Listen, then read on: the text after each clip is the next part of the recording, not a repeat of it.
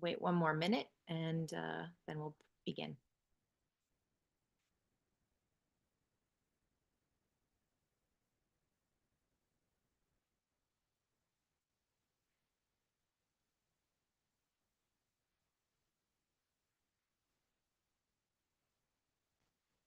Okay.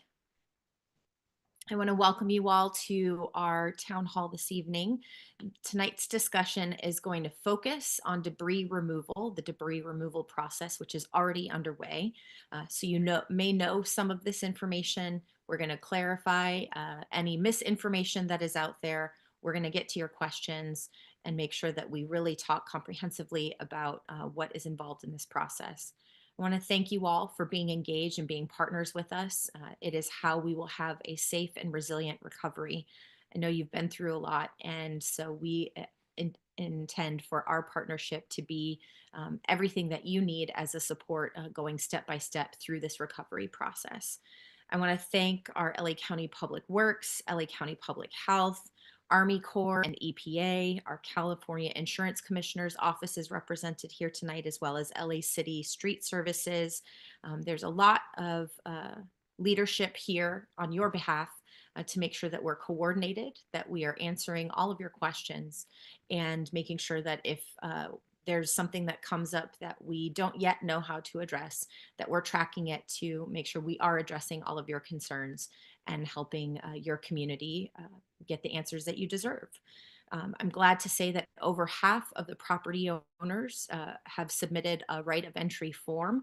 That's the form that is part of our phase 2 process, and we'll talk a little bit more about that in a little bit. So thank you to everyone who has been working hard to get those forms turned in to make sure that we are able to appropriately plan for your property and your community in the debris removal process. I want to thank our public works staff who is working both with our EPA and Army Corps on phase 1 and phase 2 of the debris cleanup. And they're also the lead agency on all of our rain preparation. So all of the wet weather that we're experiencing, the interventions we've been deploying out there, the K-rail, the wattles, the silt socks, all of that you've seen out there has been coordinated by Public Works. So I really want to thank them. They've been doing a lot of work over these past couple of weeks to make sure that we are protecting our communities to the best of our ability. Our county our county board has taken action to ensure a resilient recovery. Most recently, we acted on a motion I authored about our beaches and making sure that they are safe for us to return to. So we thank our state partners who are working with us on that effort. But we are looking at every aspect of recovery to ensure not only can you get back into your community safely, but that it is a healthy environment for you and your family and your loved ones to come back to. So with that, it's most important that we get to your questions. We have a brief presentation. I'm told it's 6 slides, so I'm gonna hold you to it and make sure that we sort of level set for what this process entails, and then we'll get right into questions. So I'm gonna turn it over to our Public Works team. Great. Thank you so much, Supervisor, for having us here tonight. My name is Chris Shepard. I'm a member of the LA County Debris Removal Task Force. And as the supervisor mentioned, I'm just going to give a quick high-level overview of the process. There's multiple agencies involved here, EPA and Army Corps as well, and then we'll open it for questions afterwards. So next slide, please.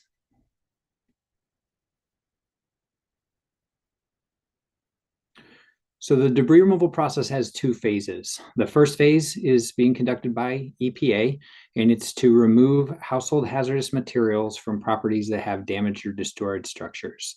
And this process is currently already underway, and it's at no cost to residents. The second phase, phase 2, is removing fire debris from destroyed structures. And there are 2 options for this process. You can opt in to have the Army Corps come and perform the debris removal on your property once you've signed a right of entry form, as the supervisor mentioned before. Or you can opt out of the process. You fill out an opt-out form, and then you will be able to work with an independent contractor on your own through a permit process to clear the debris. This phase is also already underway, and I'll let the Army Corps talk more about that in the question and answer section, but debris is already being removed from some properties. And that can only happen, though, after properties have cleared phase 1, or at least been assessed by the EPA to be deferred to phase 2. Under this option, when you sign an ROE form, we do ask that you assign the insurance benefits over to the county.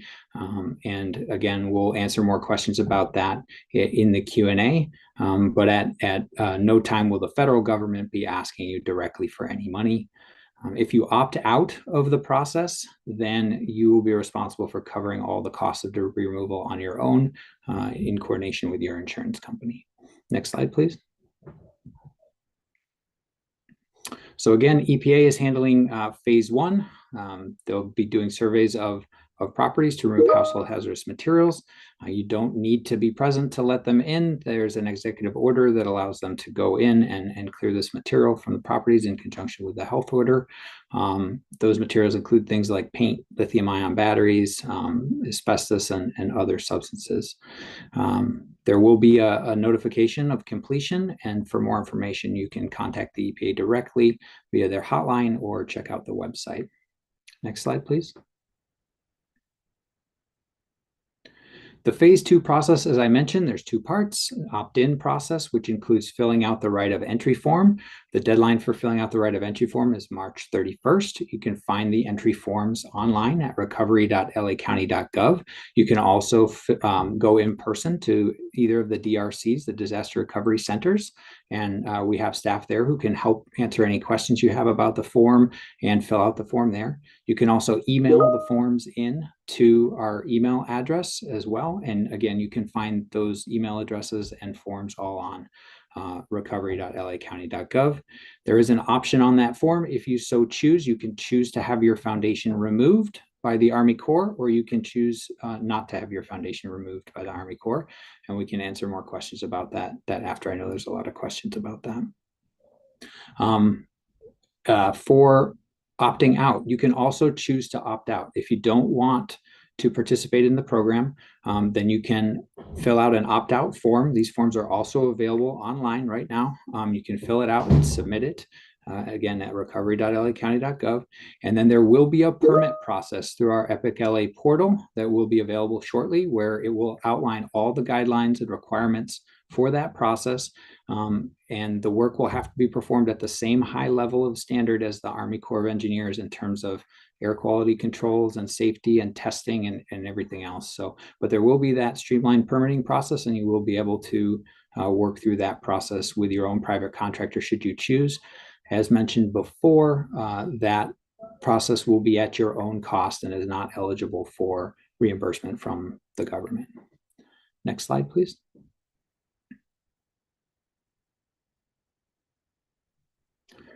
So phase two process. So once you opt out, you cannot opt back in after that March 31st deadline passes.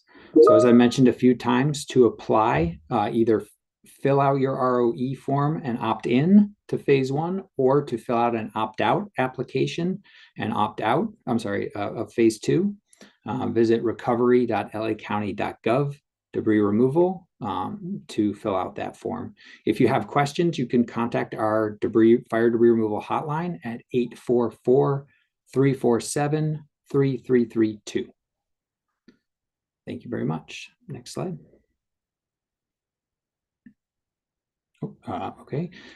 So again, you can also submit your slide in person, or your application in person, at our DRC centers. This is a list of the centers here. We have the Altadena Recovery Center as well as the UCLA Center.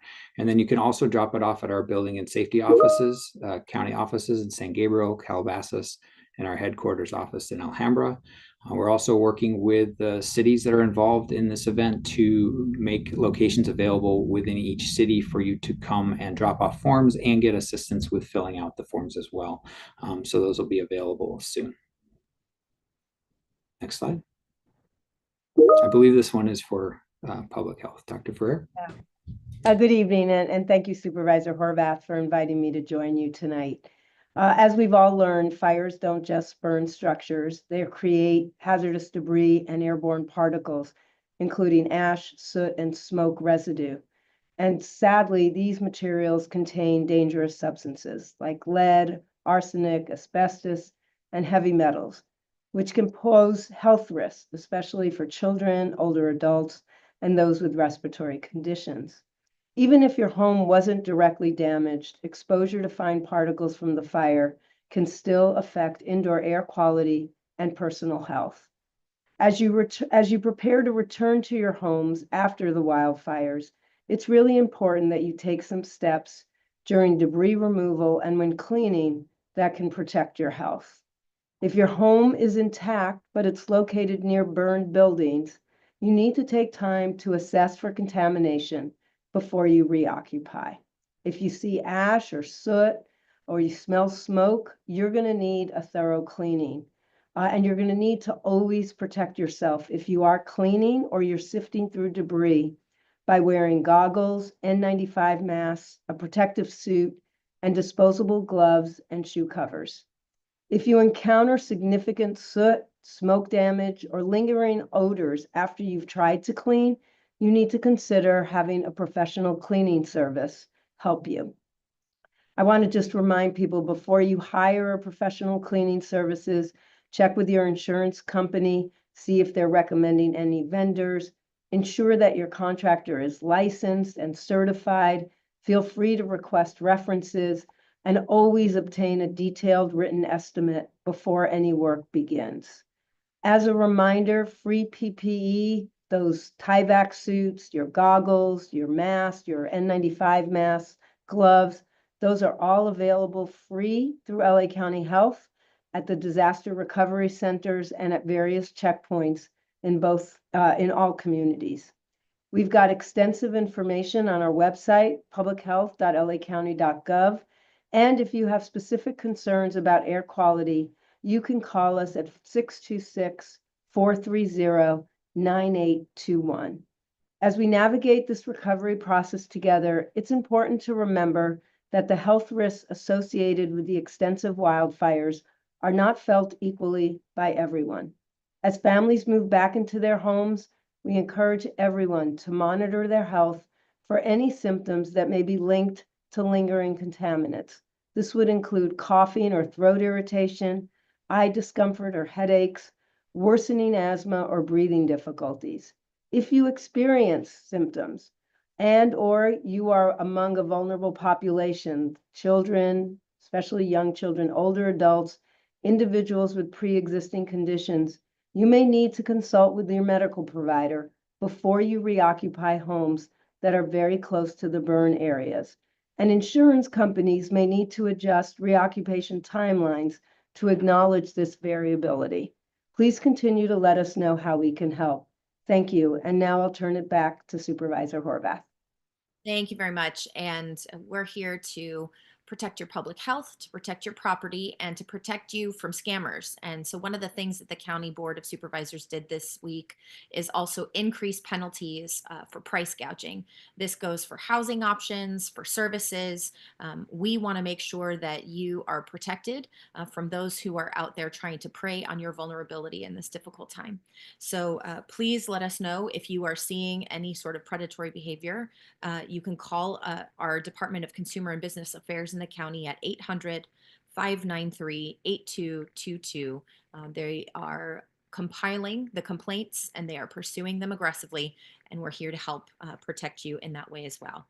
So our first question is, what are the timelines for phase 1 completion and phase 2 completion? I know phase 1 is being led by our partners at the EPA, so I'm going to start with you. Thank you very much, Supervisor Horvath. My name is Carl Banks, Deputy Incident Commander for the US EPA. First of all, just wanted to say our hearts go out to everyone who suffered from this, and just know that we're mounting the largest response we've ever mounted for a wildfire phase 1 removal.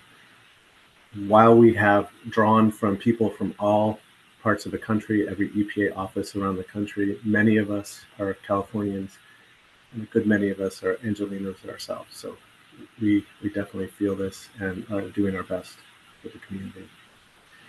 Our timeline has been driven by the urgency to remove these hazardous materials, which are now currently uncontrolled in the environment, in the watersheds. But we are also being directed by the administration to conduct this as soon as possible, faster than we've ever done it before. So we have a 30-day timeline. And the other thing I can say is we are already and will continue to be far ahead of phase two. So we're not going to be holding back that phase. That's going to be conducted as was in the presentation. It's already concurrent.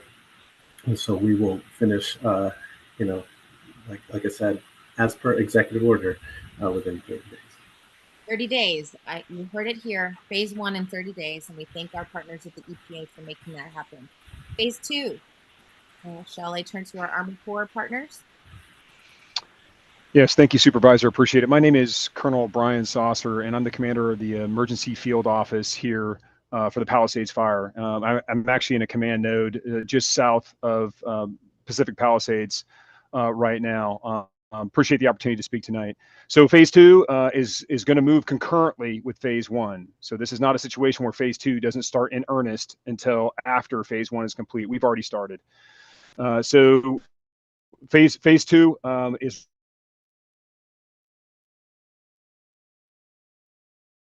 right now been directed by the president to be complete by. It's going to be an incredibly challenging mission, as you can imagine. We're looking at approximately 4.5 million tons of fire debris across the two sites.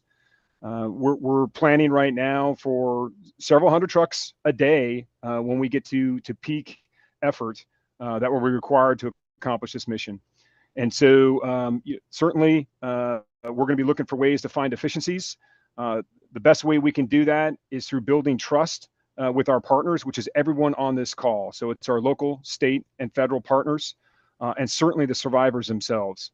And so what you're going to see in the coming weeks is you're going to see trailers like the one I'm in right now stationed throughout the impact area, and we will have representatives, Army captains in most cases, that will be there physically in person. You'll see me on the ground in person, working with a prime contractor to deliver this on time by January 2026. Now, what does that mean for individuals? That doesn't mean that you're going to have to wait for a year before your fire debris is picked up.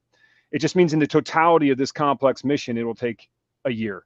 So we're going to see a ramp up, and we're going to see many properties cleared in the coming weeks. And you're going to see a daily submission of where we're at in that process. We're going to make that available for the public. We're going to show you our progress daily, not weekly, but daily.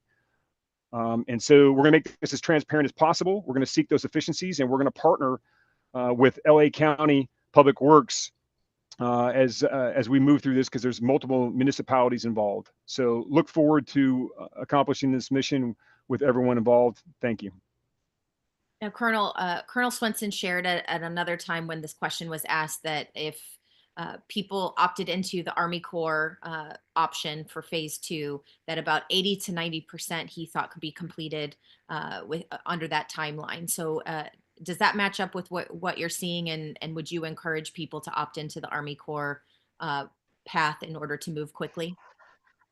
Yeah, so some may have been on the call last night. In the Army, and its good wisdom, they sent you two Army colonels that may look kind of alike, and we both have last names that start with S and similar number of letters in our names.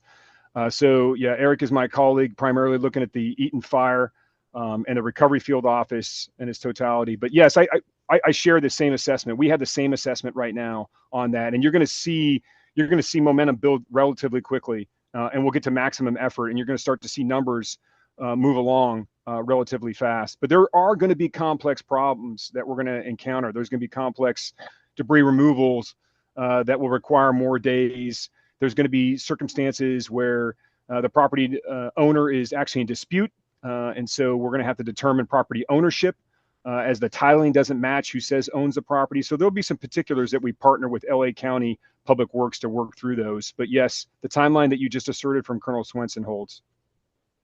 Great. And is there anything else our Public Works Department wants to add for phase one or phase two timeline? Just echo what Colonel Saucer said about the ROE process. We're currently vetting the ROEs that we've received for ownership verification, and some of those will be very straightforward and will be completed rapidly, and some will take more work to iron out the details of the ownership for those parcels. So as soon as we complete them, we'll be sending them to Army Corps to move forward and help them stick to that timeline for removal. Okay. Colonel, did you have something you wanted to add? Yeah, my apologies because I don't think I fully answered your question.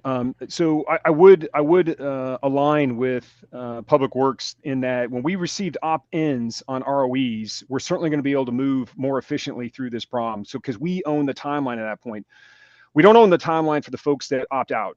So that's a challenge. So when I probably need to walk it back a little bit. When we look at the totality of the debris removal process, for those that opt out, the Corps won't own that process. And so, certainly we are encouraging folks to opt in as we can accomplish this mission by January of 26. So just to clarify, you're saying for the mission that you're in control of, if people opt into your service, you can confidently say that about a year is your timeline or less, but you can't speak confidently to a concrete timeline if they opt out of your service.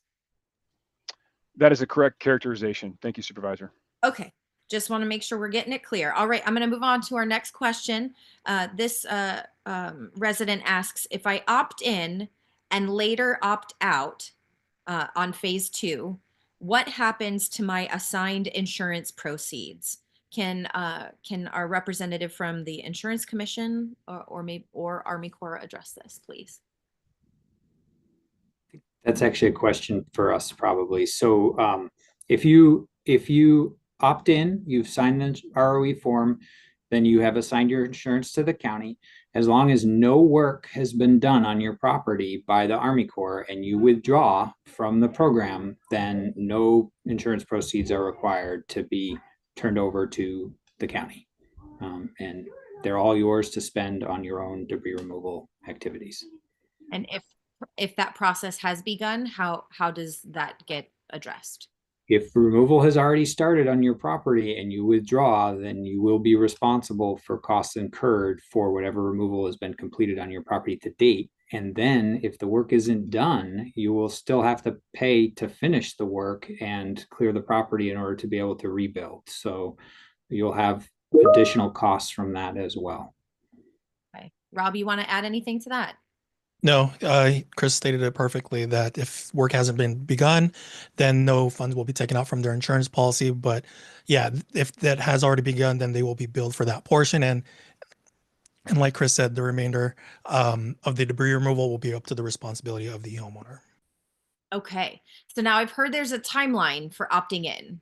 So talk to me about that timeline and what happens if you don't opt out or opt in within that timeline. Chris, I'm going to throw that to you. Yep. So the current deadline for opting in is March 31st. So we're asking everyone to submit either opt in or opt out by March 31st. If you don't take any action, if you don't submit any form, you would be considered opted out and need to clear the debris on your own as part of that. So by opting out early, you will be able to take advantage of the alternative process for filing permits. If I understand people want to get moving quickly, some people. So, but we are encouraging folks to take advantage of the opt-in opportunity to participate with the Army Corps of Engineers. Okay, so if we don't hear from you by that deadline, you are presumed opted out and the cost is on you. That's correct. Okay, that's very clear. Our next question. Will homeowners be notified before debris removal to recover personal items? So let's start with EPA because that starts with phase 1.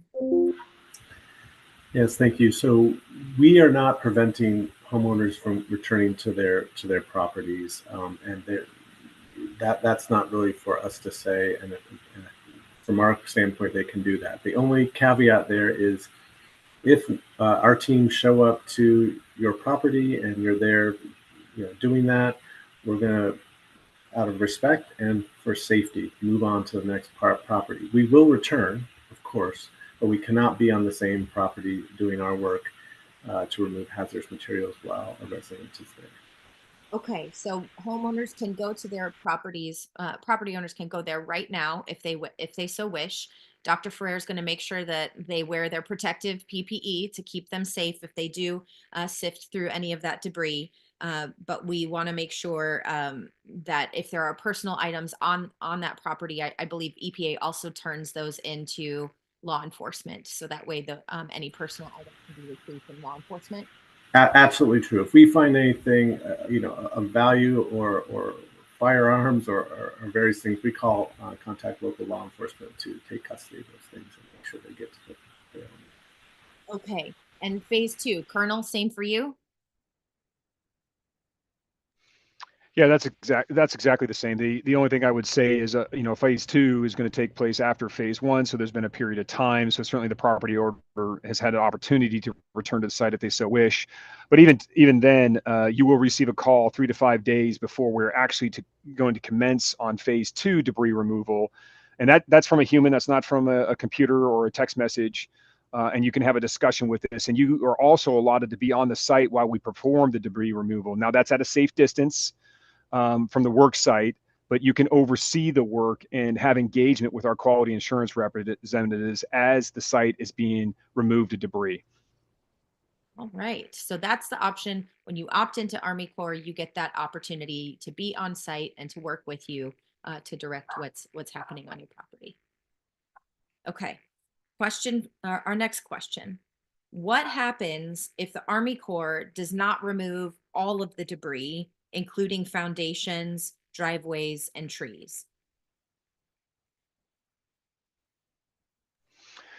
So the personal property debris removal program, once we have the ROE, it's been verified by the county, and then FEMA has concluded that you do have eligibility. We will move forward with phase 2. What phase 2 looks like is that we will do the notification.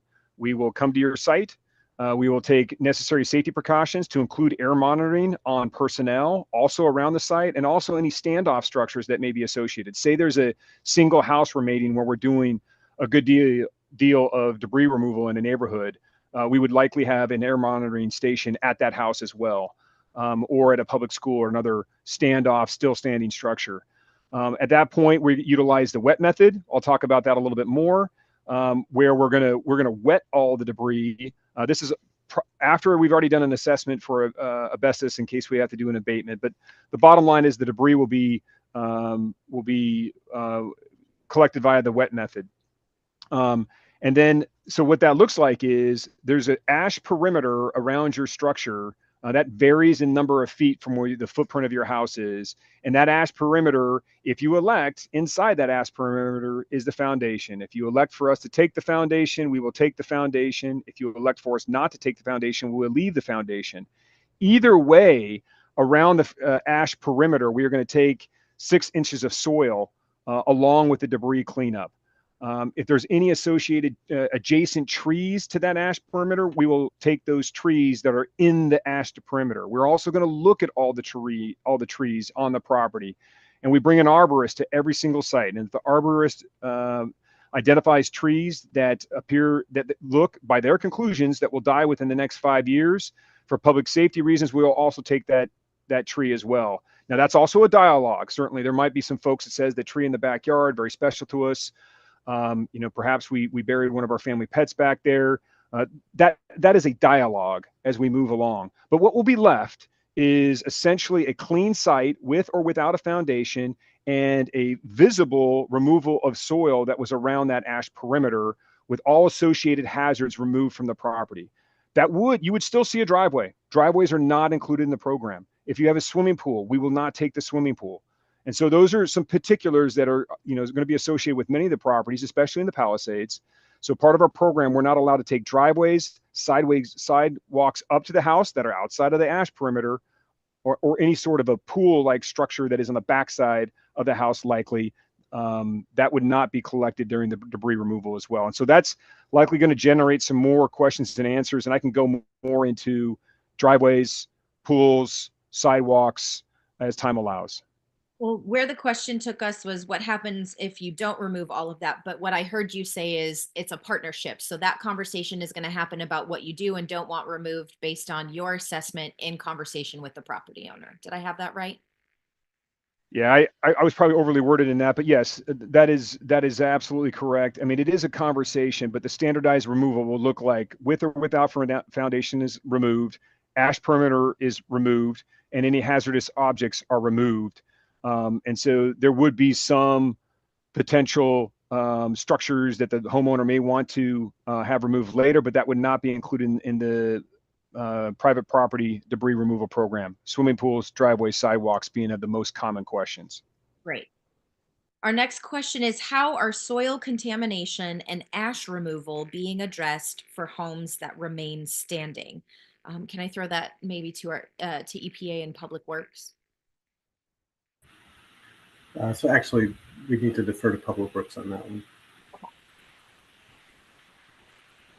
So there's not any assistance programmatically for removing or cleaning ash or debris on homes that are standing. It's not part of the debris removal program. There is guidance from our public health department on how to clean at a home when you go back to the home, and what precautions to take and to be able to clean up ash and debris at your property, that if the property itself hasn't been burned or damaged by the fire. And then I would refer to your local requirements. If you're in the city of LA, requirements from sanitation district for any special instructions about removal of green waste or brush or things that have been cleared from the yard that may be singed. And in unincorporated areas, it's us, LA County Public Works, and our designated waste hauler for your area. So in Eaton, it's Universal Waste Systems. So that's all. Okay, so if your home is still standing, there's not a debris removal program that we're providing. What happens if they are still debris from the fire on that person's property? Who you recommend that they call their local waste management authority?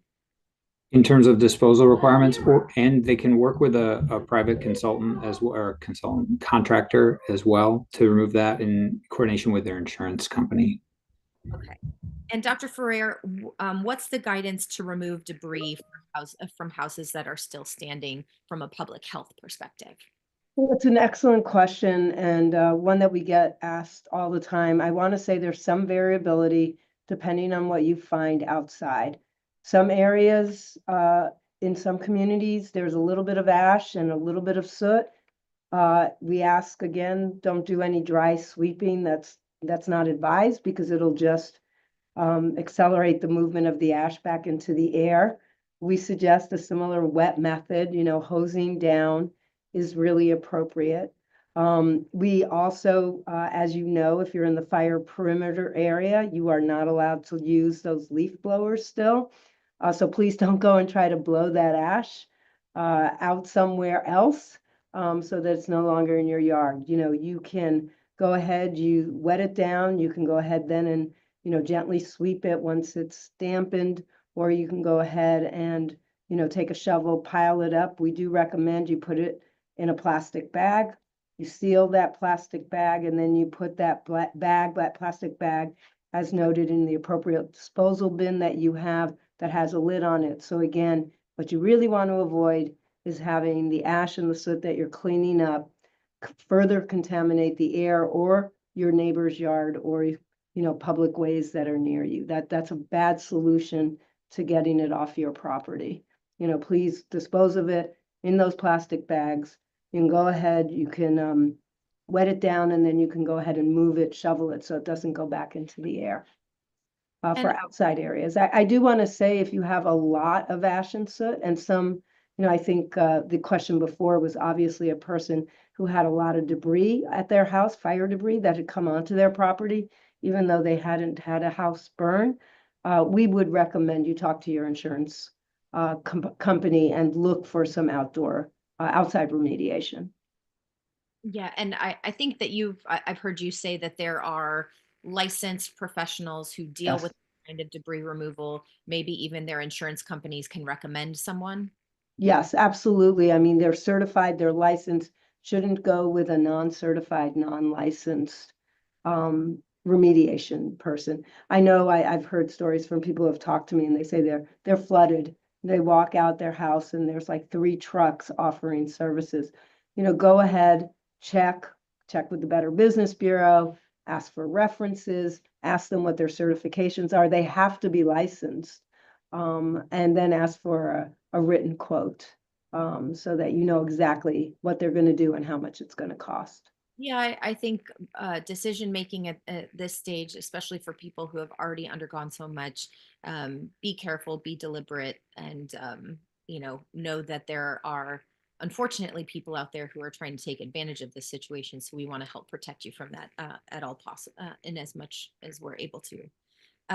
Okay, our next question. Do individual mobile home residents need to fill out an ROE form, or is it up to the park owner? We're currently asking all tenants and the underlying owners to fill out the ROE form and submit them back. And so we'll have to be checking all the ownership on all tenants and the underlying owner. So if there are questions on that form that tenants don't know the answer to, they should fill it out to the best of their ability and submit it, and then you'll work with them on it. That's correct. Or they could come to the Disaster Recovery Center to ask any questions, or call our hotline as well. Okay. You want to state that hotline once again? Sure. Let me make sure I don't misstate it. It's 844-347-3332. So if you have questions on your ROE, that's the best number for you to call. Very good. Okay. For some residents with houses still standing, insurance companies are telling them their home is habitable once the utilities are restored. I've heard this a lot. So with the ongoing debris removal, is it actually safe for residents to live there through that process? Again, I think a really important question. All that we really can emphasize now is ways to reduce your risk. The fire debris is hazardous. And there's no other way to talk about it except to note that it can be toxic and it can cause harm. Depending on how much debris there is around you, depends on how much risk you might be facing, coupled with your own individual circumstances. Very young people, older people, people who already have respiratory conditions, really can have a serious health consequence from being exposed to fire debris, ash, and soot. And there's no standard that you could say, if you meet this standard, everyone is going to be fine and people can repopulate. Because it really does depend on what happened at your property, what happens around your property, and what your individual health status is, and your conditions going back into a home. I've urged the insurance companies to work very closely with their beneficiaries to make sure they're taking into account the needs that individual people have to protect their health. If for some people, waiting until debris removal in a neighborhood that's been ravaged by fire is actually an appropriate action for them to take. You're the only house standing on the block, or half the block was burned, and you're right in an adjacent area. It might make perfect sense for you in your particular circumstance to wait. I also want to note there are some families with a similar circumstance who are anxious to get back in their homes, and they should be able to make that decision and go back to their homes. Now, Rob, so for people who are experiencing this, they're getting, some tough phone calls from their insurance companies. How would you advise that they engage with their insurance company on this issue? Because, people may have some extenuating health circumstances. They may have concerns about, what the conditions are, even though their home is still standing. How is your office engaging or advising property owners to engage with insurance companies on this subject? No, sure thing. So when homeowners are maybe unsure of how to deal with their insurance companies, or maybe some of the directions that their insurance companies are providing for them, that's when we at the Department of Insurance can help. So we would recommend them calling us at our 800 number at 1-800-927-4357 and talk to some of our insurance experts who can kind of walk through their policy, assess their situation, and even contact your insurance company on your behalf to make sure that you are being treated fairly and you're understanding the situation, and that the insurance companies are working toward your benefit as well. So yeah, in situations like that, especially in uncertainty with the living situation, I would recommend contacting the Department of Insurance first and have us help you out.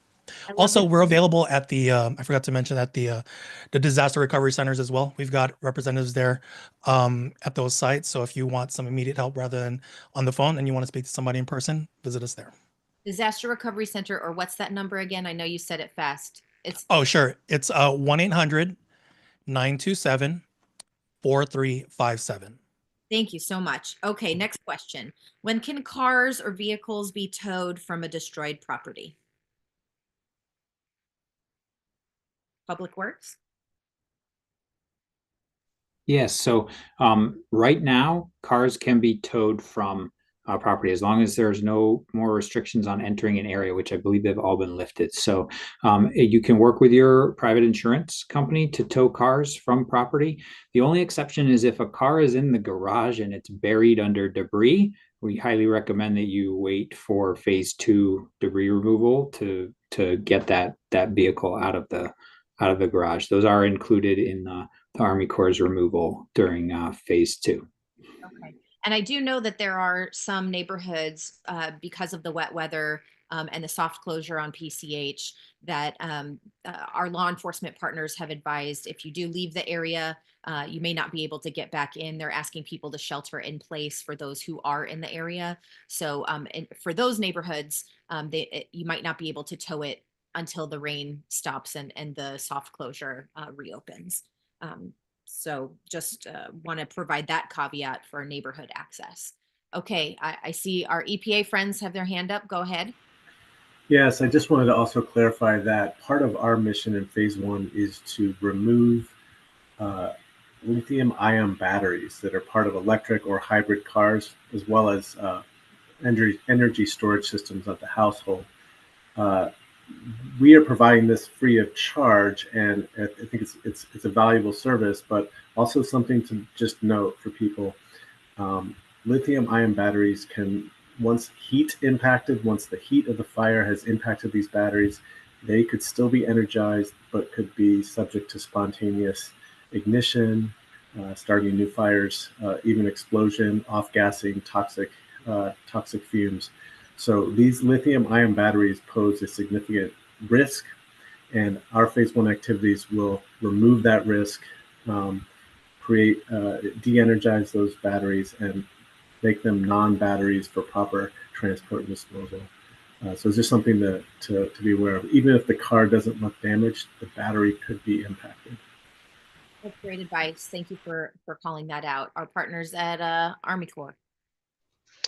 Yeah, just I'll add on, Supervisor, that titled property is part of the private property debris removal program. So vehicles, trailers, boats, if they are destroyed on the property and you opt in on your ROE, you'll indicate that you have title property on the property. That can be recovered during our process as well. There is an adjudication piece of that where local authorities would make sure that we need to verify the VIN. There would have to be a junk title likely provided, but then that would be part of the recycling waste stream that we manage to the appropriate receiving facility. So it is title property is also included in the private property debris removal program.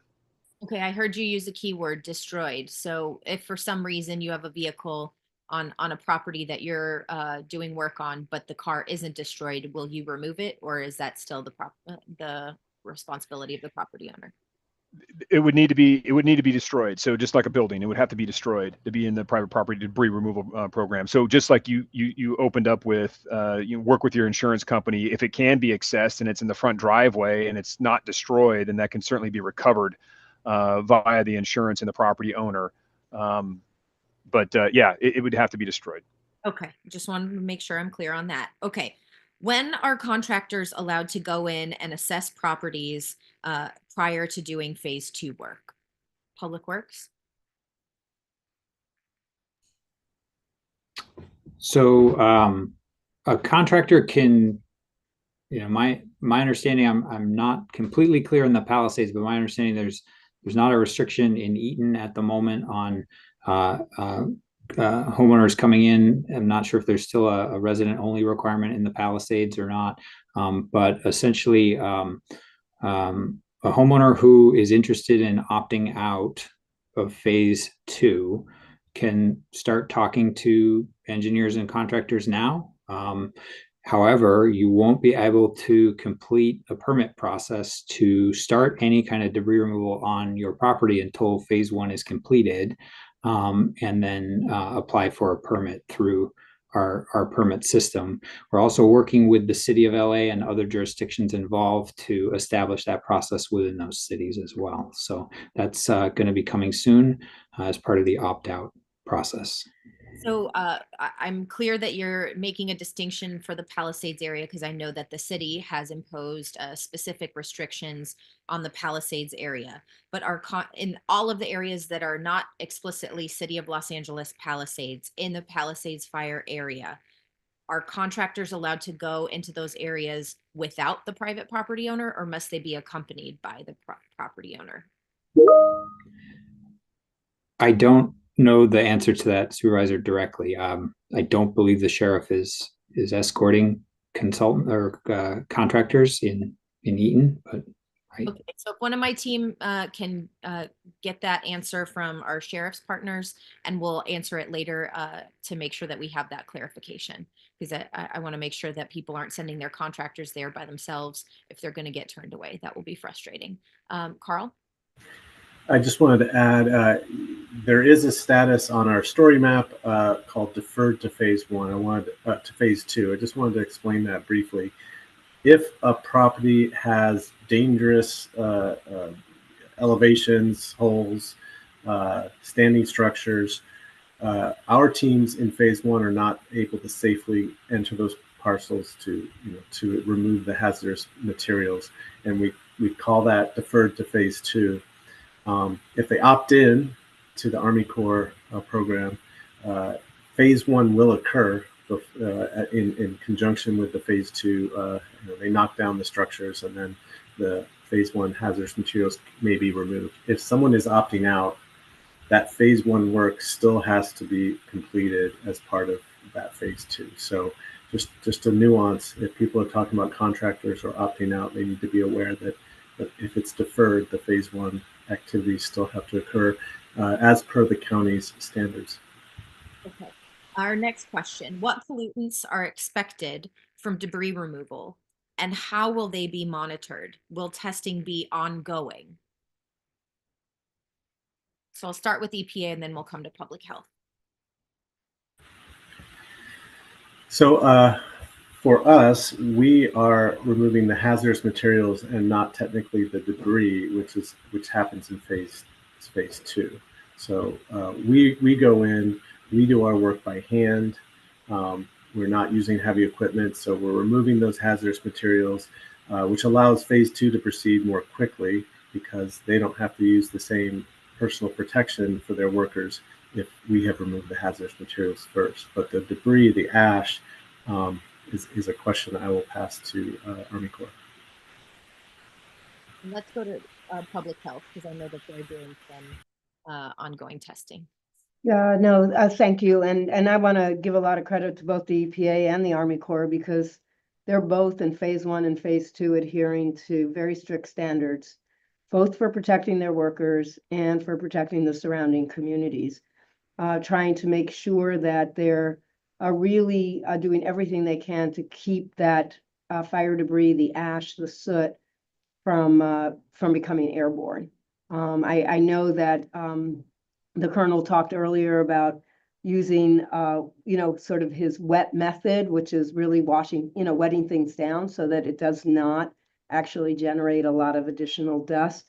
I want to also note that they have very strict requirements, both on how they are moving out the hazardous materials and how they're moving out the debris, because, appropriately, the communities where these activities are happening want to make sure that as that debris gets transported to appropriate waste sites, it's being transported in a way that doesn't also result in a lot of exposure to debris moving into the air and then onto soil in other communities. I know that the Army Corps, when they do it, they have a sort of a material liner in the trucks that they then seal the debris in, and then they cover it again in the trucks before they transport. So I'd let them answer the specifics. But I'm, I'm very reassured. In both cases, also, they are doing monitoring of their workers. I want to note how important it is to protect the workers that are doing this important work to get our properties cleared. But they too face some exposure. So I think it's appropriate if you notice the workers, they're all going to be wearing their N95 masks. And certainly the EPA workers, as we've all seen, have been very well protected with personal equipment. Colonel? Yeah, so I'll say unfortunately. So unfortunately, the Army Corps has been involved in many post-wildfire debris removal missions. The fortunate side of that is we've gained many lessons learned, especially over the last 10 to 15 years. And so the culmination of those lessons learned, brings us to where we're at right now in 2025 with the response to the LA fires. And from those lessons learned, I'll just describe a few of them. But as Dr. Ferrer just mentioned, public safety and the health of our employees is paramount, and also, public health. And so we take a lot of precautions. Once I've already a little bit described the wet methods, so I won't get into that too much. But before we even go there, we assess every property. That's actually occurring right now, simultaneous to what the EPA is doing. We assess every property for hazards, very practical engineering terms. What kind of equipment can we get in? Where can we get it in? Where can we get it out? What are the roads like? Then the property itself, what kind of hazards do we have? During that assessment, we also do an asbestos chip testing throughout the entire property. So we're looking through for asbestos throughout that property. And then if we have a positive on an asbestos chip test, then we're going to do an abatement process immediately at the beginning of phase 2. So then protection of our workers. Our workers will be in attire that was just described by Dr. Ferrer. That would be boots. That would be a breathing protection apparatus.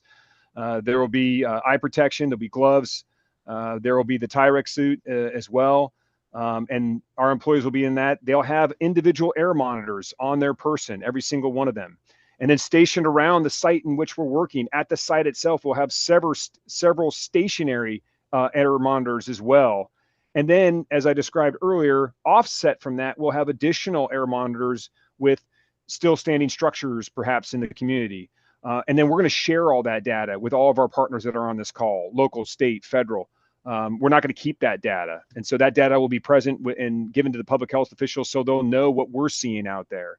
And then when we're retrieving that fire ash debris, as was described, think of when you go and you go to the section where you buy a garbage bag, the thickest garbage bag that you could buy, hefty, the thickest mill on that, that's essentially what the fire ash debris is going to be wrapped in, a very, very heavy plastic.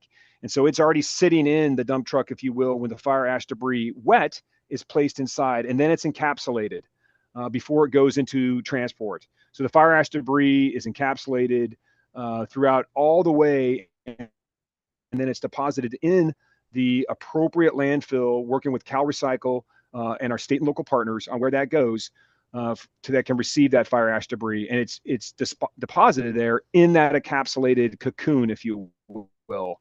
And then the other waste streams, metals, they're washed on site, and then they're consolidated at a later point for transportation to a metal recycling point. Same thing with crushed concrete. Any asbestos materials, those are going to go to designated landfills by the state of California for asbestos that have been certified by CalRecycle. So those are just some of the precautions that we take with the Corps of Engineers, always with public health and safety in mind. Thank you. And we've gotten confirmation from Captain C2 that once the rains have finished and the roads are open, that's really the PCH soft closure that's in effect right now is impacting, as I said earlier, accessing some of those neighborhoods. Once all of that is lifted, all neighborhoods residents can send their contractors in. So she's confirmed that directly for us. If you have any further questions, please continue to ask. Okay, our next question. How do multifamily residences handle ROE forms? Can you give that to me both from the property owner perspective as well as the individual residents in a multifamily property? Public Works.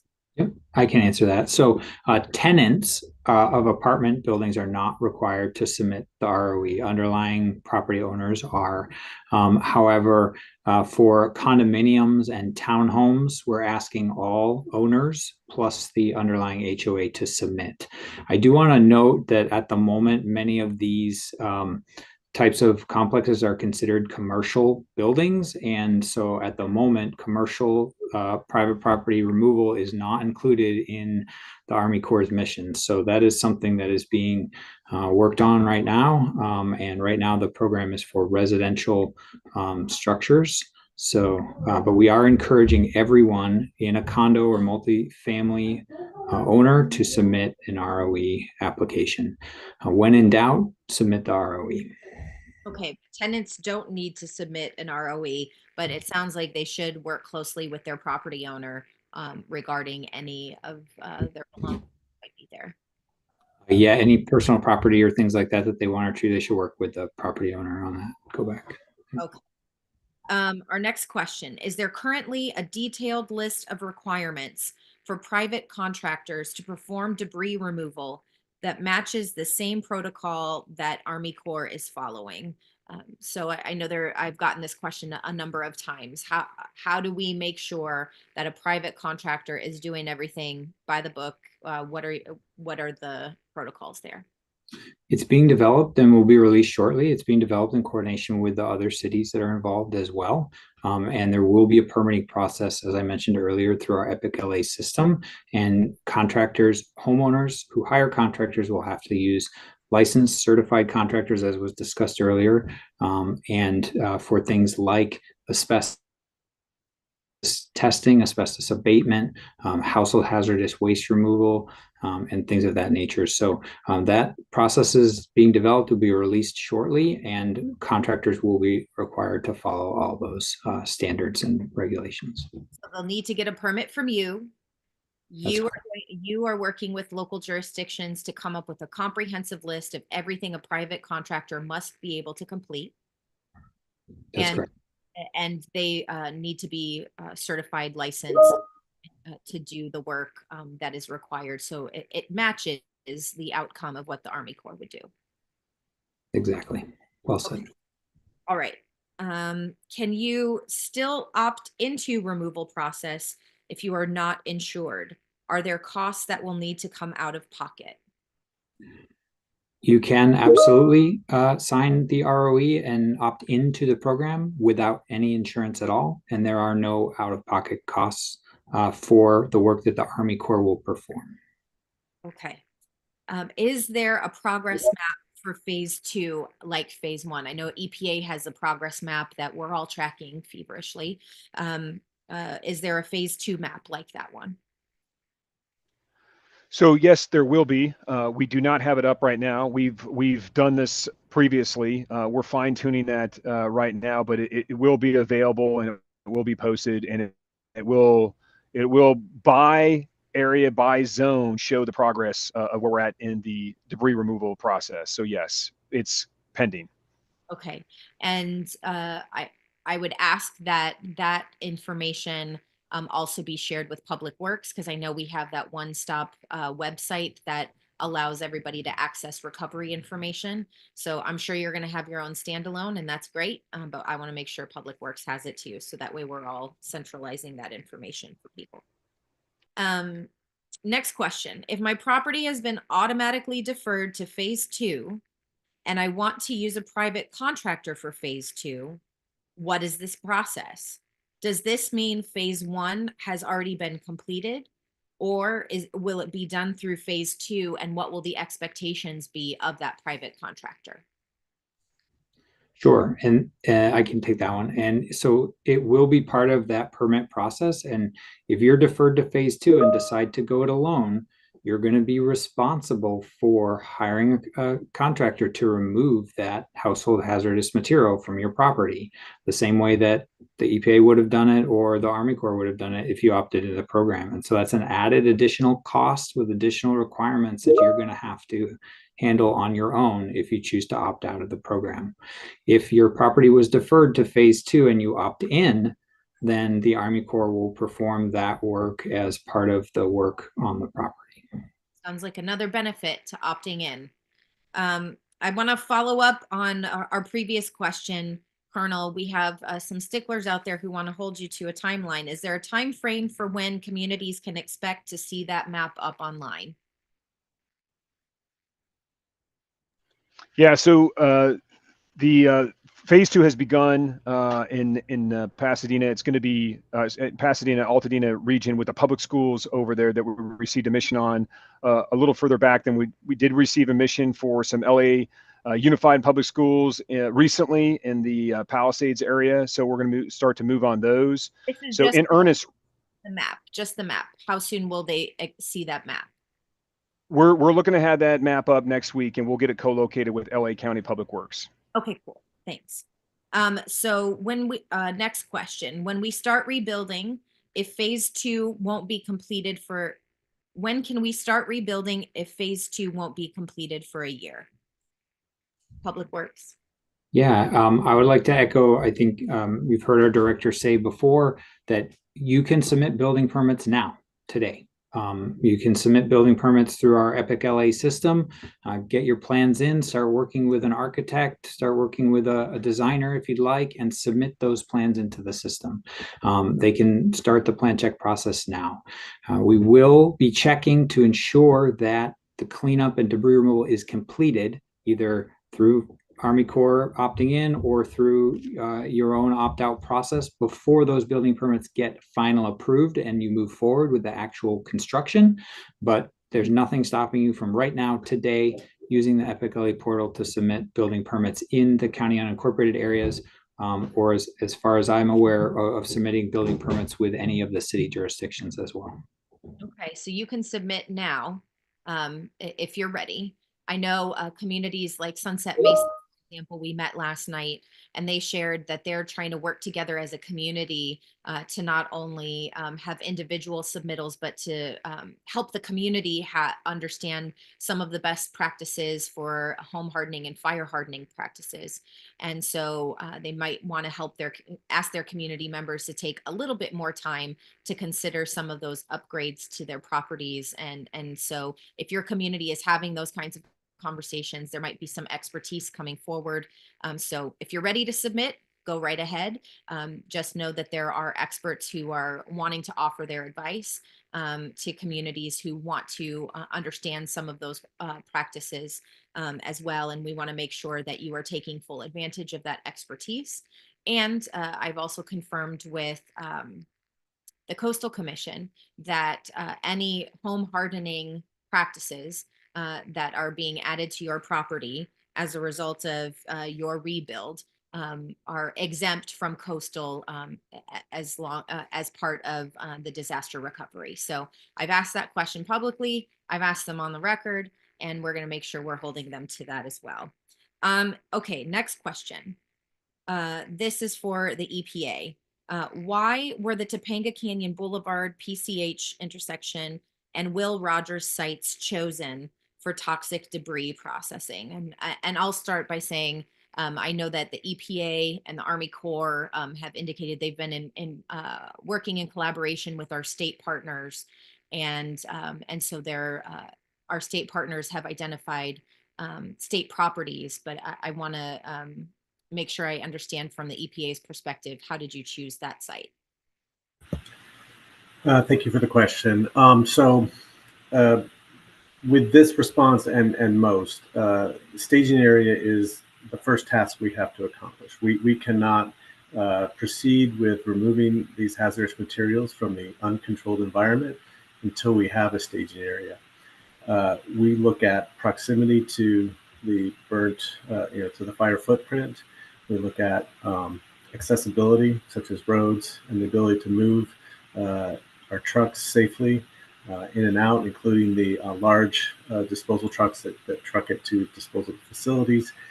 And we have to have, a flat location is key, and access in and out of that site, again, for trucks safety. So there's not a lot of flat space in the Palisades and in Malibu, and especially in the Palisades fire in comparison to the Eden fire, this was a big challenge. Finding that we were not getting sites very quickly, we took the site that first, Topanga, that the state park was able to offer us. We took every precaution there. First, we removed, we did the phase 1 hazardous materials removal there, as well as the phase 2 on that site. So, we already made that site cleaner than it was when we found it. And like all of our staging areas, we do pre-sampling and post-sampling to assure that we did not leave any contaminants behind. But we have a long track record at these sites. We understand it's sensitive, really understand the importance of these sites, and people are uncomfortable with what we're doing. But all I can say is that it is a controlled environment that we create. There are multiple barriers of impermeable plastic. There's a protective flooring and a tent, and there's wattles and other best management practices that prevent water from entering or exiting the site.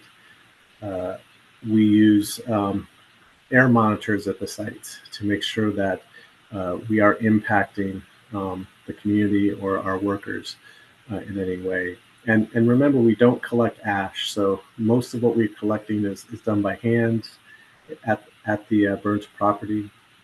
It's put into bags, it's put into containers, it's brought to this staging area, and then put into the appropriate waste stream into containers right away. No hazardous materials ever touch the ground at these sites. So it's a controlled environment. EPA is Environmental Protection Agency. We go around cleaning up, industrial messes around the country. So we know how to do this in a way that assures the safety of the site. And like I said, we have a long track record of doing this, and we're confident that we've never negatively impacted a site that we've used for staging. I know my office was also told that you need close to 20 acres of staging area, given the amount of debris that has to come out of this fire burn. Yeah, sorry. I wanted to clarify that's not for storage. We're not storing any hazardous materials. So the amount of acreage we need is not about that, because the wastes are packaged and put into containers and shipped away on a daily basis. That space is mostly for the number of crews we have working. Again, unprecedented numbers of people. We have 1,200 people on our response. And in both footprints, we have 101 teams working. And so we simply need the space because there's a lot of trucks that have to move through and deliver their waste to this staging area. Well, I know elected officials, myself, we're getting a lot of calls in our office about this. I know city officials, both in Malibu and Los Angeles, are also getting calls about this. And we are all laser focused on making sure we're holding you to everything that you're saying tonight with regard to protecting the environment, because we really love these spaces. They're beloved to us. They're places where we take our families. They're places where we take our kids. We want to make sure that when you leave, that these are spaces that we can safely return to. And I know that the highest priority is getting this uncontrolled hazardous debris immediately out of the area. It is unsafe, it is unhealthy, and we need it out of our neighborhoods immediately. And we need to know that when it's gone for good, and that we've done so in a way where we're protecting our environment. Thank you so much for saying that. That is absolutely aligned with who we are. A lot of us got into this business because we have the same concerns. We have the same desires to keep our beautiful places safe and clean. So I hear you, and I can commit to that these staging areas will be left as we found them. Okay. Next question. What oversight is in place to ensure transparency in debris sorting and removal? How do we know that the commitments you're making here today are actually what you're doing in practice? Well, first of all, we can share photos and videos as we do on our website. You can see how it how it happens and what our facilities look like. We're putting out information on that all the time, and we are standing up, at the the DRCs and other locations with our community involvement coordinators to answer questions and to share our fact sheets. So there's really nothing that we're hiding. There's no walls, right? So we're doing everything out in the open, and we're doing it with the most transparency. And the pre and post soil sampling that we do at these staging areas is shared with the property owners. They're free to make that public. It's public information, so we're willing to show our work, so to speak, so that there's nothing we're trying to hide. Okay. Well, I'm sure you're going to get people who are making sure you're not hiding anything based on this question and based on knowing my constituents. They're going to be watching. Okay. Where is debris being taken from the staging locations? So it depends on the waste stream itself, metals, solvents, paints, cleaners, they all have to be transported like with like. We can't mix certain things. And so they get put into, in most cases, it's like a plastic barrel. In some cases, it's more like a bulk packaging. But those get shipped by shipping container to the appropriate disposal facility for the particular waste stream. So we have several waste streams that end up getting generated and sent to the appropriate facilities. Okay. And what's being done to protect our wildlife? We really care about our very fragile ecosystems in this very special area. So what is being done to protect our wildlife? Well, our sites are controlled, so there should be no wildlife coming in. We fence the sites to keep any wildlife from coming in. The biggest thing we're doing is removing those hazards from their environment, where they would be exposed, and preventing these hazardous materials from reaching the ocean or other watershed, streams and so forth. So there is no real impacts that we see from wildlife, but we do work with our partners to assure that. We've certainly heard stories of some of our wildlife coming into the built environment because they've been scared and startled and shaken up from all of the impact of the fires and the storms. So just be on alert that there could be wildlife that you'll have to interact with, and I want to make sure that we are taking care of them as we're taking care of the entire community through this process. Absolutely. Next question: how should I, as a renter, address phase 2 and opt in or out if my landlord is unresponsive? So that's sort of a follow-up. It sounds like we're really working with property owners, but what if the property owner is unresponsive? How do renters make sure that they're taken care of in this process? So that's a good question. I would suggest that you contact us either through the email or through the website or hotline and let us know about your address and location.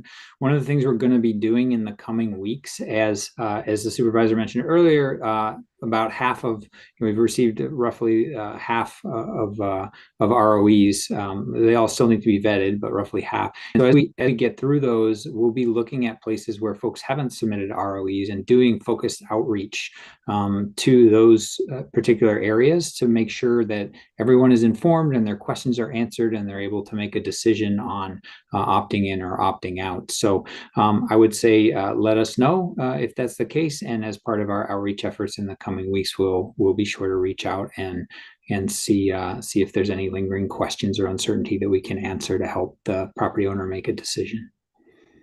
Okay.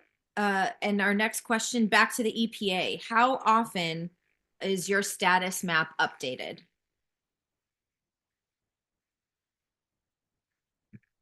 Oh, we don't hear you, so you got to unmute. So sorry. Our crews go out every day and they do their work at the parcels, and they're filling out, data collection, so that at the end of the day, all that information is compiled. We do a QA process. We want to make sure we're not making any mistakes on that information. And then every night at midnight, our website is updated, so it's once a day, and it's QA'd information so that we're confident we can stand behind what we put up. Okay. There's a question here that I don't quite understand. It says, what are the risks of slower cleanup versus trucking inspected material farther away for processing? And I guess this is related to the staging at Topanga.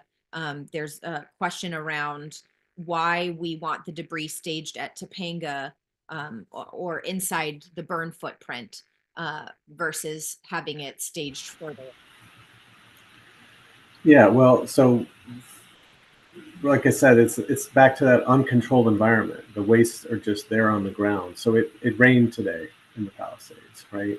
And so the rain carries those chemicals and other hazardous materials down the watershed towards the ocean. So moving as quickly as we can is helping the environment. It's helping to protect wildlife. It's helping to protect human health. It's helping to protect the beaches. So having unduly long run times for our trucks means they can't do as many removals on properties in a given day. So speed is of the essence. Rainwater is one thing. Mudslides is even worse, right? The whole thing can go down, and those hazardous materials cannot be recovered once it's part of a mud flow. So time is of the essence. That's why we go first, and we go as fast as we can. We go as safely though as well. Extra run time on roads,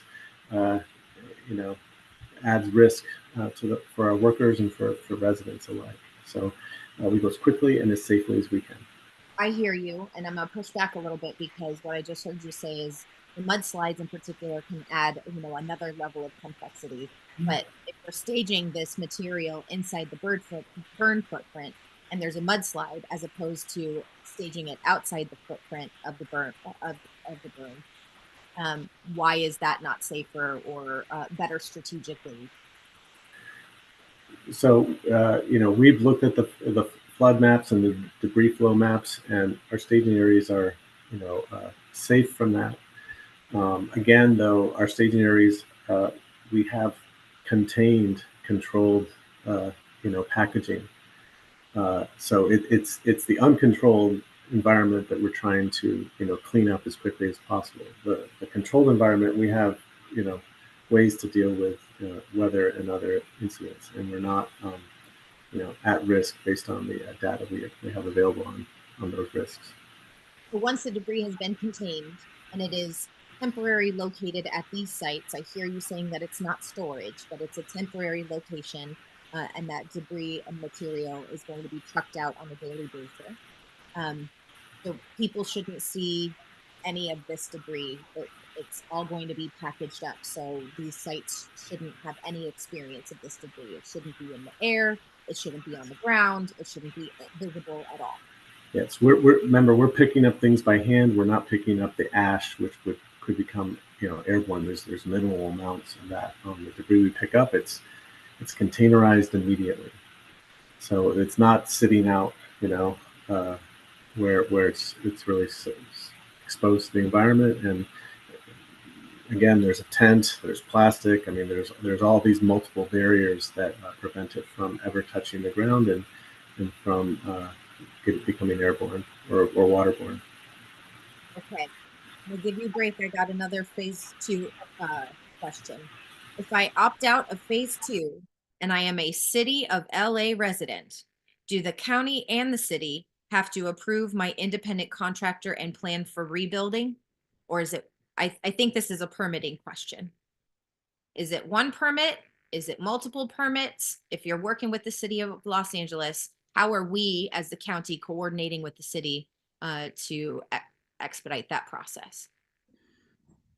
Great question. And so we're coordinating with the city of LA specifically right now and the other cities involved to streamline that process. So it will be, there is a permit option through our system, and there may be that you do have to check in at the city for any additional requirements that may be specific to the city location. And because we have multiple cities involved, we have 4 different cities who are impacted by these events. And so we are creating an online portal to create an initial one place where you can get started. And then, but you may have to contact the city for any additional requirements within the city jurisdiction. Okay, I'm going to push back on that in a second, but first,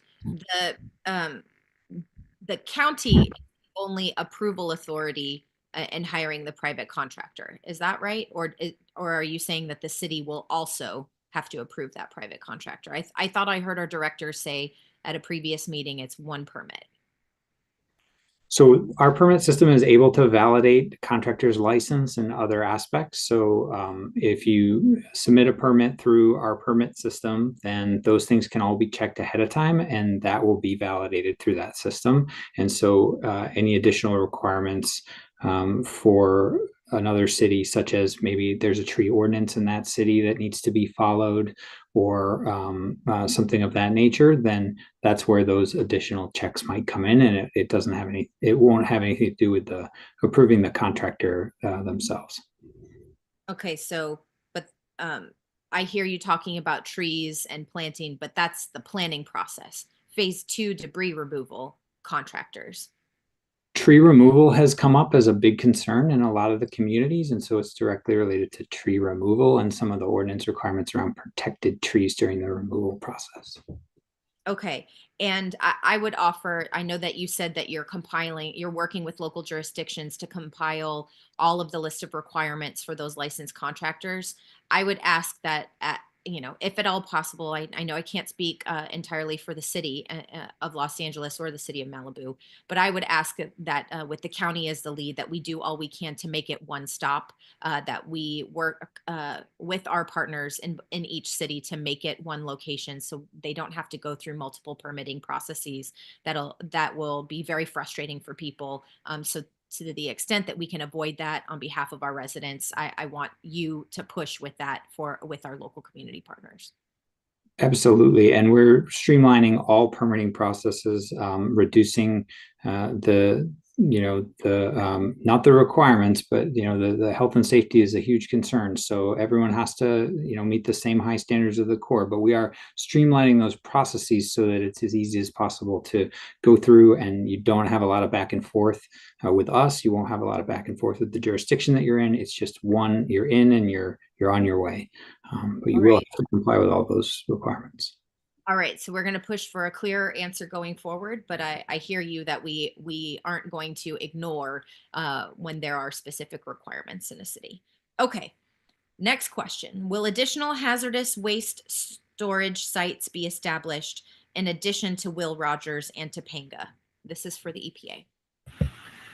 Yes, we are seeking other sites in order to go as quickly as we need to go, but some of those sites will be used for parking or muster points for our crews.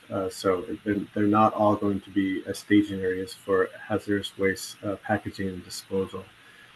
But yes, with Will Rogers, I believe we are good in the Palisades fire footprint, although we may have to seek other sites for these other purposes.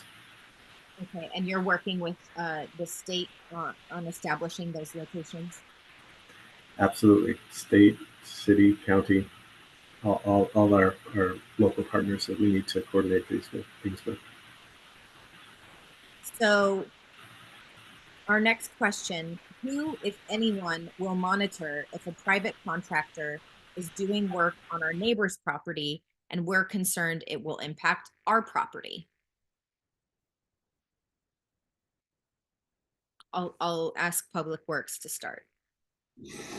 Yeah, so that's part of what we're doing in the establishing the permit process, right? Is what is the kind of checks and balances in the enforcement protocols if to make sure that someone is following the rules. So that is part of what we're developing now, and we'll be there'll be more details on that to come as we roll out that permitting process. I would also encourage, I know that we've talked about this in the past, there's an individual decision you have to make about your property, but there's also a collective decision you have to make in working with your community on how we help this process move forward. And the more coordinated we can, and especially if we can get all, contiguous properties working with the same option, it'll be easier to help do the debris removal process in neighborhoods that are acting in that coordinated fashion. So that's also something to think about in the conversations you're having with community members about how we're navigating that. But I'm hearing a very clear concern that we need some oversight as to how private contractors will be operating within this burn footprint on sites that opt out of our process. Okay, next question. Is there a specific list of requirements that private contractors must meet that residents can find before they hire someone? I know that you answered that you're working with local jurisdictions to come up with that list. Will that be available in the near future? Because I know people are looking to hire contractors now. What is the timeline specifically for you establishing those guidelines? Yes, absolutely. We're wrapping that up. They should be available by next week, and you'll be able to see the requirements for those contractors. They are essentially the same as the state requirements that are online already for like a certified asbestos consultant, hazardous waste removal contractor, etc. So you can find a lot of that information already in state resources. Okay, Colonel, we're back to you about pools. You got your wish in being able to talk about this. So how will pools be addressed if the Army Corps isn't removing them? And what added health risk does an existing pool present? And what precautions should be taken if you have a pool? I'm gonna start with you. Yeah. Colonel. So I thank you for the question, and that is certainly a pertinent question, certainly for the Palisades area and in Malibu. I listened to Mr. Pastrella from Public Works answer this question yesterday. So yeah, pools are not included in private property debris removal. So if we come up to the site and there's bulk debris floating in the pool, we could attempt to take some of that bulk debris out, but we are not going to drain and clean and remove the foundation of the pool as part of private property debris removal. And so he had some suggestions last night on how to do that in terms of treating the water and looking at potentially private means by which to remove that pool if you need to. But as dictated by FEMA guidance, we are not going to be doing pools as part of the debris removal. Okay. Is there any other guidance we want to give to property owners who have a pool on their property? Yeah, I think it might be, Mr. Shepard might have more. Okay. Thank you.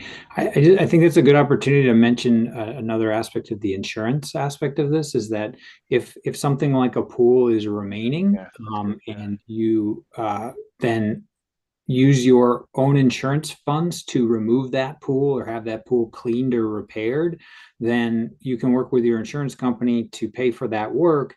And then that amount of money that you've spent does not have to be remitted to the county after the Corps' debris removal is completed. So you can use your own personal insurance money for these other things that aren't covered by the Corps' work. And then once that's used, it's not available for assigning to the state. Okay. Yeah. Sorry, Supervisor. Just to follow up. So I did see like a lot of questions kind of related to that about like additional expenses that might not be covered by the debris removal program. And Chris put it perfectly that you can access your benefits with your insurance company to take care of that. And then whatever remaining benefits are unused from your insurance policy, that's what will go towards helping pay the program. Okay. And Dr. Ferrer, are there any specific health concerns related to pools that people should be aware of? Well, as always, standing water in pools, particularly water that's going to be not chlorinated, treated in any way or circulated, as other people have noted in the comments, really can be a mosquito breeding ground. So we urge you to work quickly with your insurance company to make sure that you're mitigating the possibility that your pool creates some other hazards on your on the property while you're in fact undergoing a massive recovery effort. So yes, we would agree with everyone's comments that, you know, the best thing to do if that pool is no longer salvageable is going to be to figure out a safe way to close that pool so that it doesn't become an additional hazard on your property. And Chris, if people have questions about that, they can work with Public Works. Yes. Okay. All right, next question. I live in a condo. When I submit my ROE form, should I include my individual homeowner's insurance or my homeowner association's master insurance? Include your individual insurance. We'll be asking the homeowners association for their insurance documentation as well. We're asking both the owners and the homeowners association to submit ROEs. Okay. Next question. Can you clarify the amount of insurance proceeds that will be used by the Army Corps for debris removal? I think you started to touch on this in the pool example, that you might be able to use your insurance for some of those things that are outside of what the Army Corps will do. Is there any further clarification you want to add? No, that's exactly right. So if there's debris that's not covered by the Army removal or this program, then yeah, you can use your benefits towards that.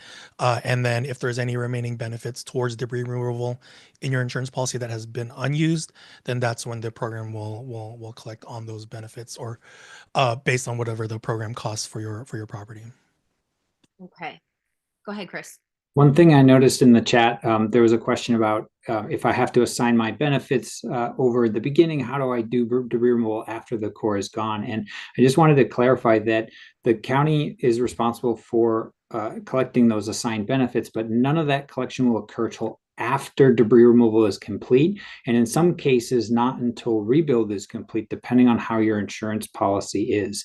If your debris removal is lumped in with your rebuild costs, then everything needs to be assessed at the end to determine how much was spent on what, to know how much is left of your insurance policy to be able to put towards debris removal.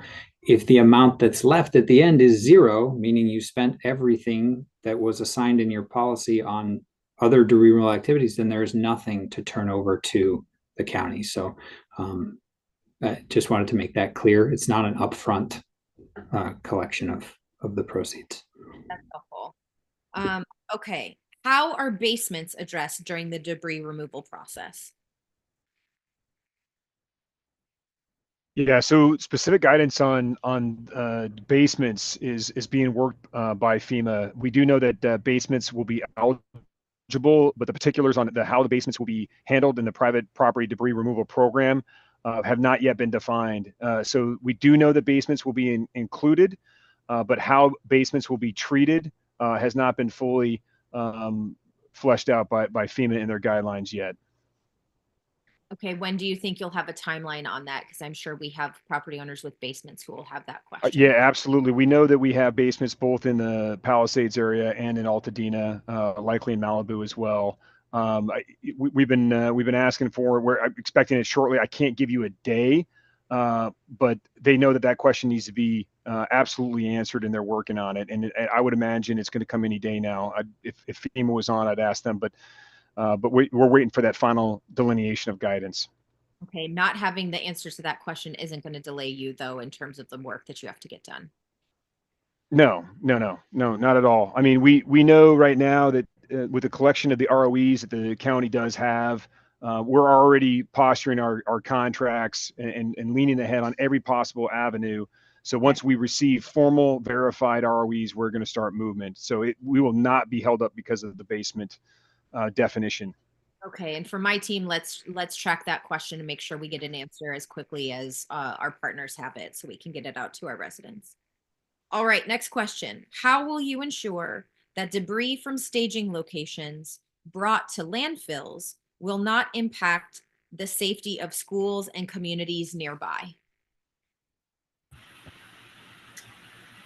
Well, for the EPA, our debris, our hazardous materials are transported to the staging area using following strict strictly following Department of Transportation transport requirements. And when they are shipped off, that happens as well, and they go to the proper disposal facility for hazardous materials. I think the second part might be more on debris for phase two.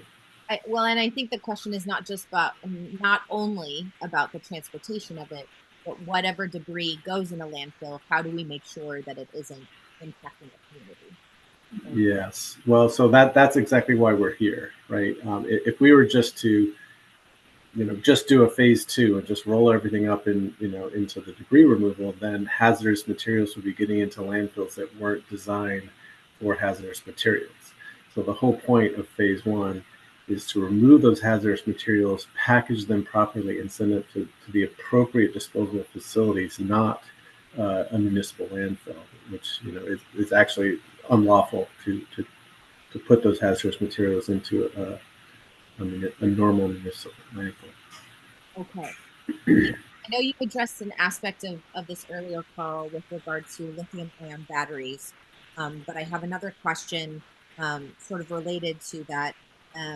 You talked about the possibility that even if your car looks like it might be drivable because of the conditions that that these cars have undergone, your lithium-ion battery in the car may be dangerous.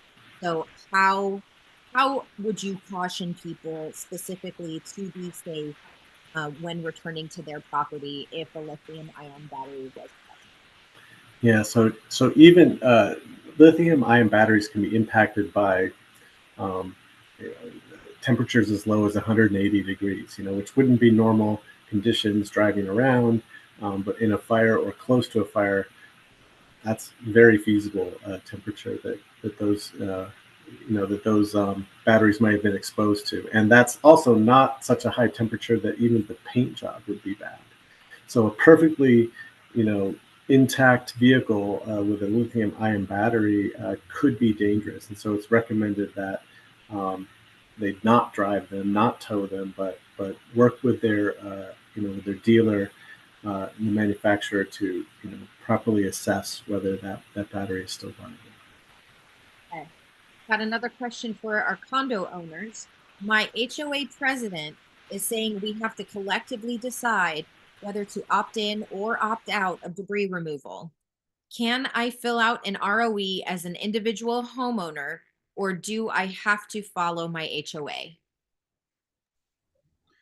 You can absolutely fill out the ROE on your own and submit it. However, we are looking to collect all ROEs from all owners within a condo complex, including the HOA as well. So you don't have to wait for the other condominiums in the complex to submit. You can submit now, but we are going to be looking to collect all of the ROEs from the various owners within that complex.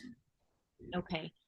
I'm not sure if we can legally say for any property owner, an individual homeowner in a condo association, what the implication might be if they go against the directives of their HOA. But Good point. But yeah, I'm not sure. But I think what I hear you saying is, at least from the public works side, you'll accept an individual application, regardless of whether you've finally gotten one from the HOA. That's correct. Next question. How can standing home residents determine if their soil is contaminated, and what steps should they take? If your home is still there, how can you be sure that it is safe, and specifically the soil contamination? Thank you, Supervisor. I mean, I'll take a stab because this really applies mostly to houses that didn't suffer significant fire damage. They weren't burned. A couple of sort of notes, just I think everyone is probably well aware of this, but much of the soil across LA County can already be contaminated. So there are many places where there's a history of contaminants. The soil that is in our backyards has some remnants of those contaminants.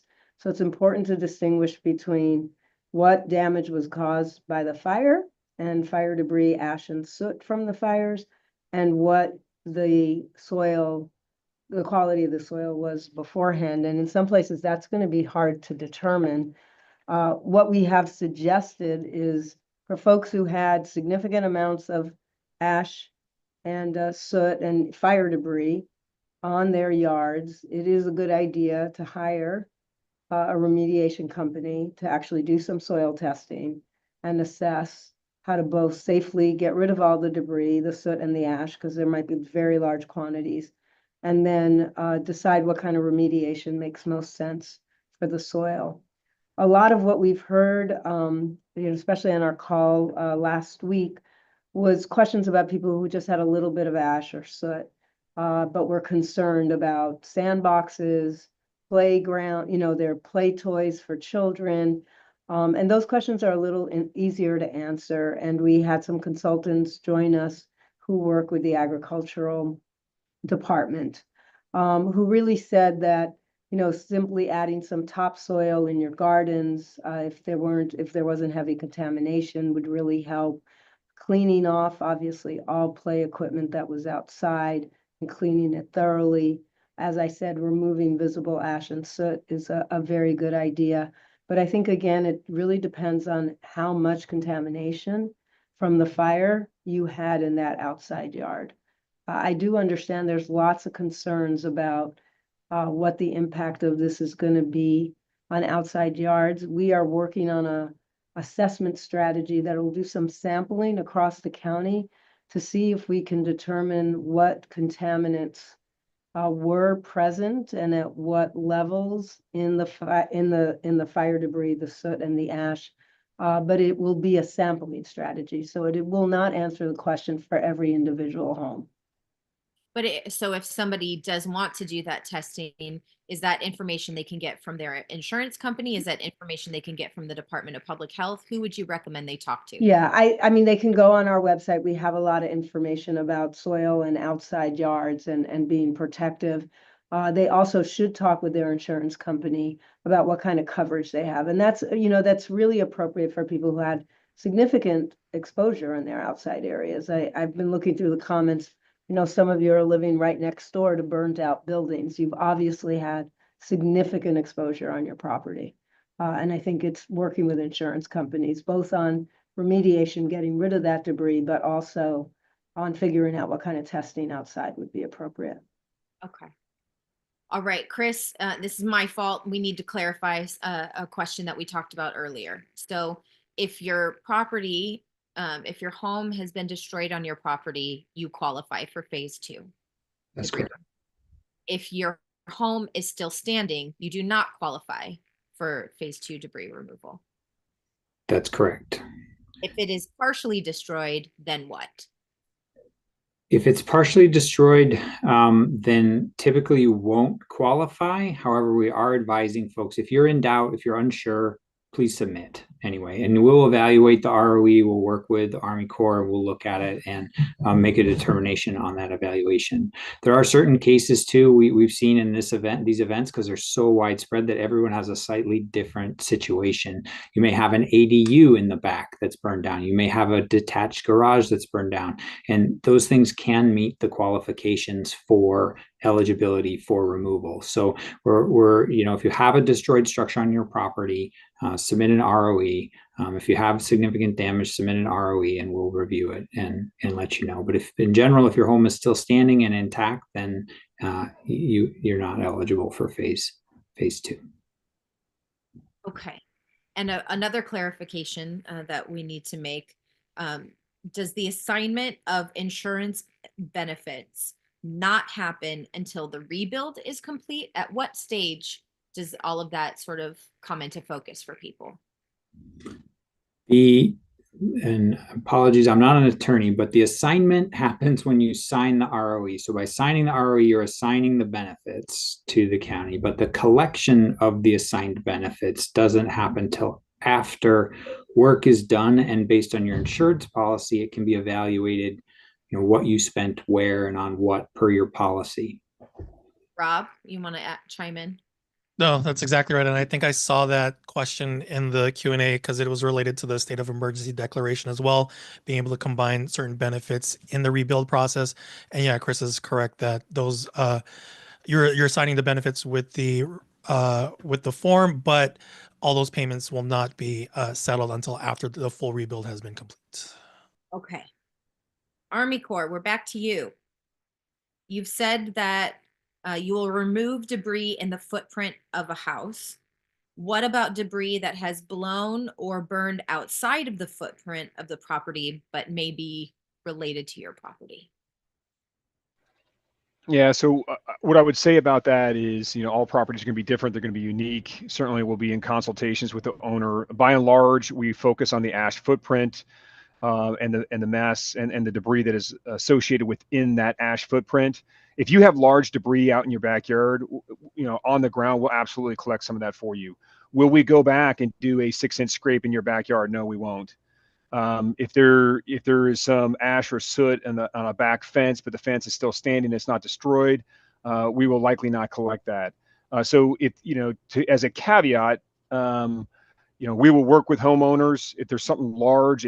Certainly if there's a hazard, a tree has fallen down in the backyard, not even close to the destroyed property. That is a hazard. We will take that tree.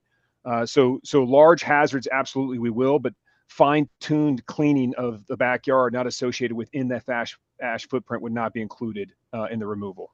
And what if your property has fallen outside of your property line onto a neighboring property? Will you still clear it? That's an excellent question. Certainly in that case, we would hope that both owners have opted in and we would do them simultaneously, so it would be unaffected. I think that if it's a hazardous tree, we would take the hazardous tree. If it's some sort of element of the structure itself that made its way onto the other property, I don't think that would be eligible for PPDR because it would be very difficult to associate what that debris came from. But that would be a case-by-case circumstance, and we would certainly work through that with the county for those very, very special cases. But it would likely have to be associated with the actual property that we're working on, and that'd have to be obvious. And if it's burned debris, it may be not obvious. Okay. And of course, we're going to get the question too if they've opted into your debris removal, but the property on which their property fell is a private contractor, and you're not charged with that. I think we need to work on and answer. And to your point, it might just be that it's a case by case basis, and you're going to evaluate that with the property owner. But if there's any sort of certainty we can get with regard to that, it sounds like it's a question out there. Okay. Right. Ocean advisories. Okay. They are in effect in Santa Monica. If you're staging at Will Rogers, will more of the beach farther south be closed for the duration? So EPA does not have any authority over closing the beach or not closing the beach. All I can say is that there are protections put into place to make sure there's no runoff whatsoever off of our site. There's straw wattles, there's various best management practices, a silt fence. So we should not be impacting the beach whatsoever. So it's someone else's call whether the beach remains open or is closed. Dr. Ferrer, how do we make those determinations? Yeah, I would have to take a look and with our team at exactly what that site is, but I think in general, the information on the beach closures, and remember, we issue advisories and closures. Closures is when the beach is actually closed and you're not allowed to go on that property. Those closures happen rarely, and in this case, they've been associated with a significant amount of debris that was found on the beach.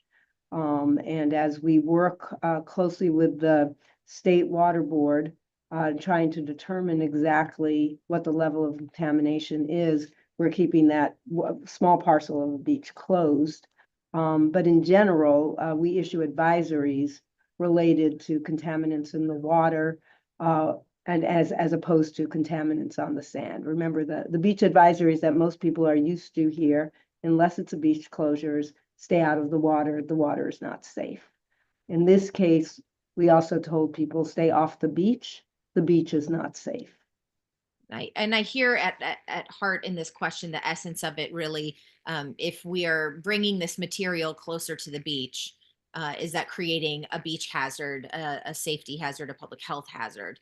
And what I think I heard from the EPA earlier is that the material is being wrapped, it is being contained before it ever gets to this site. So there should not be evidence of that material in that staging area, whether in the air or on the ground. But I want confirmation from the EPA that I heard that correctly, because that could impact what Dr. Frere is talking about. If more debris gets closer to the beach, then that could be a problem. So can you talk about that?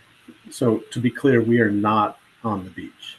We're at the parking lot, and so we're not touching the sand. We're not on the beach.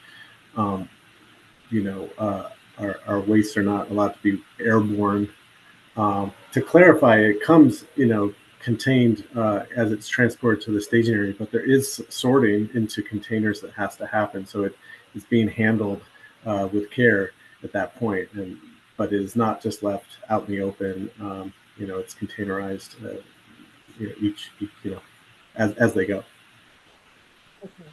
Carl, I think you're also doing monitoring every day at the site, so that might be helpful as well, for residents to know that there is ongoing monitoring that the EPA does at the site. And my assumption would be that those monitoring results can be shared, like with the public health department, should that be useful. Yes, we are doing we're doing air monitoring, but at this time, you know, most of the public-facing air monitoring is done by AQMD, but we are assuring that our site is not, you know, emitting any sort of contaminants, and we're watching for all the contaminants that could be present. But like I said, there's a lot of care taken to assuring that nothing is becoming airborne, nothing is becoming waterborne. It's containerized, it's controlled. And do you anticipate traffic impacts around these staging sites? There will definitely be truck traffic, you know, moving, you know, in and out of these sites for sure. That's the whole point. We're going out with our trucks. We're gathering these materials and we're bringing them in. But we have traffic control monitors set up, and we're working with, I believe we're working with CHP to help mitigate that and make sure it's managed. Okay. I know that especially our friends in Topeka Canyon are going to want to make sure they can get out of the canyon. So I hear that you're working with CHP, and I'll make sure our sheriff's department is in coordination with them on that as well. I see your hand still up. Was there something else you wanted to touch on, or was that from before? No, sorry, just unclicking now. Okay. Next, how do agencies prioritize what areas to prioritize for phase 1 and phase 2? So can you peel back the curtain a little bit? How are you know, we hear it's advantageous for communities to, you know, work collectively. That doesn't necessarily guarantee that they're first or last, but, you know, how can you peel back the curtain, how you're choosing different areas in order to proceed with phase 1? Yeah, I think there's a phase 2 answer to this question, so I'll start with phase 1. We've been asked to divide up our work by work zones and to try to complete whole zones at this, you know, as best we can completely, so that phase 2 can follow behind and have, you know, a clear runway of parcels to work on, so that we're not stepping on each other's toes. Help both phases go faster.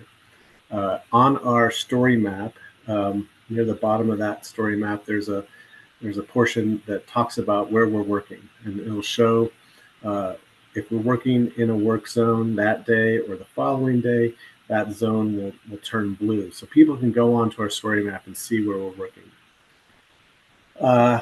We have so many people working that we're not just working in one zone on any particular day. We're working in multiple zones all at once, and then working to get those zones completely done. There is some priority currently for schools, for water system facilities, which is more in the Eaton footprint, for right along the PCH on the ocean side. due to the risk to the marine environment. So there are some priorities being set by the county given to us, and we're following that. But as far as residences, it's really just a full court press, so to speak, trying to get as much of this done as quickly as possible. So we're not really entertaining sort of individual parcel residential parcel prioritization. We're just going zone by zone by zone to move as quickly as possible. Chris, you want to add into that? I heard him mention that Public Works has a role to play.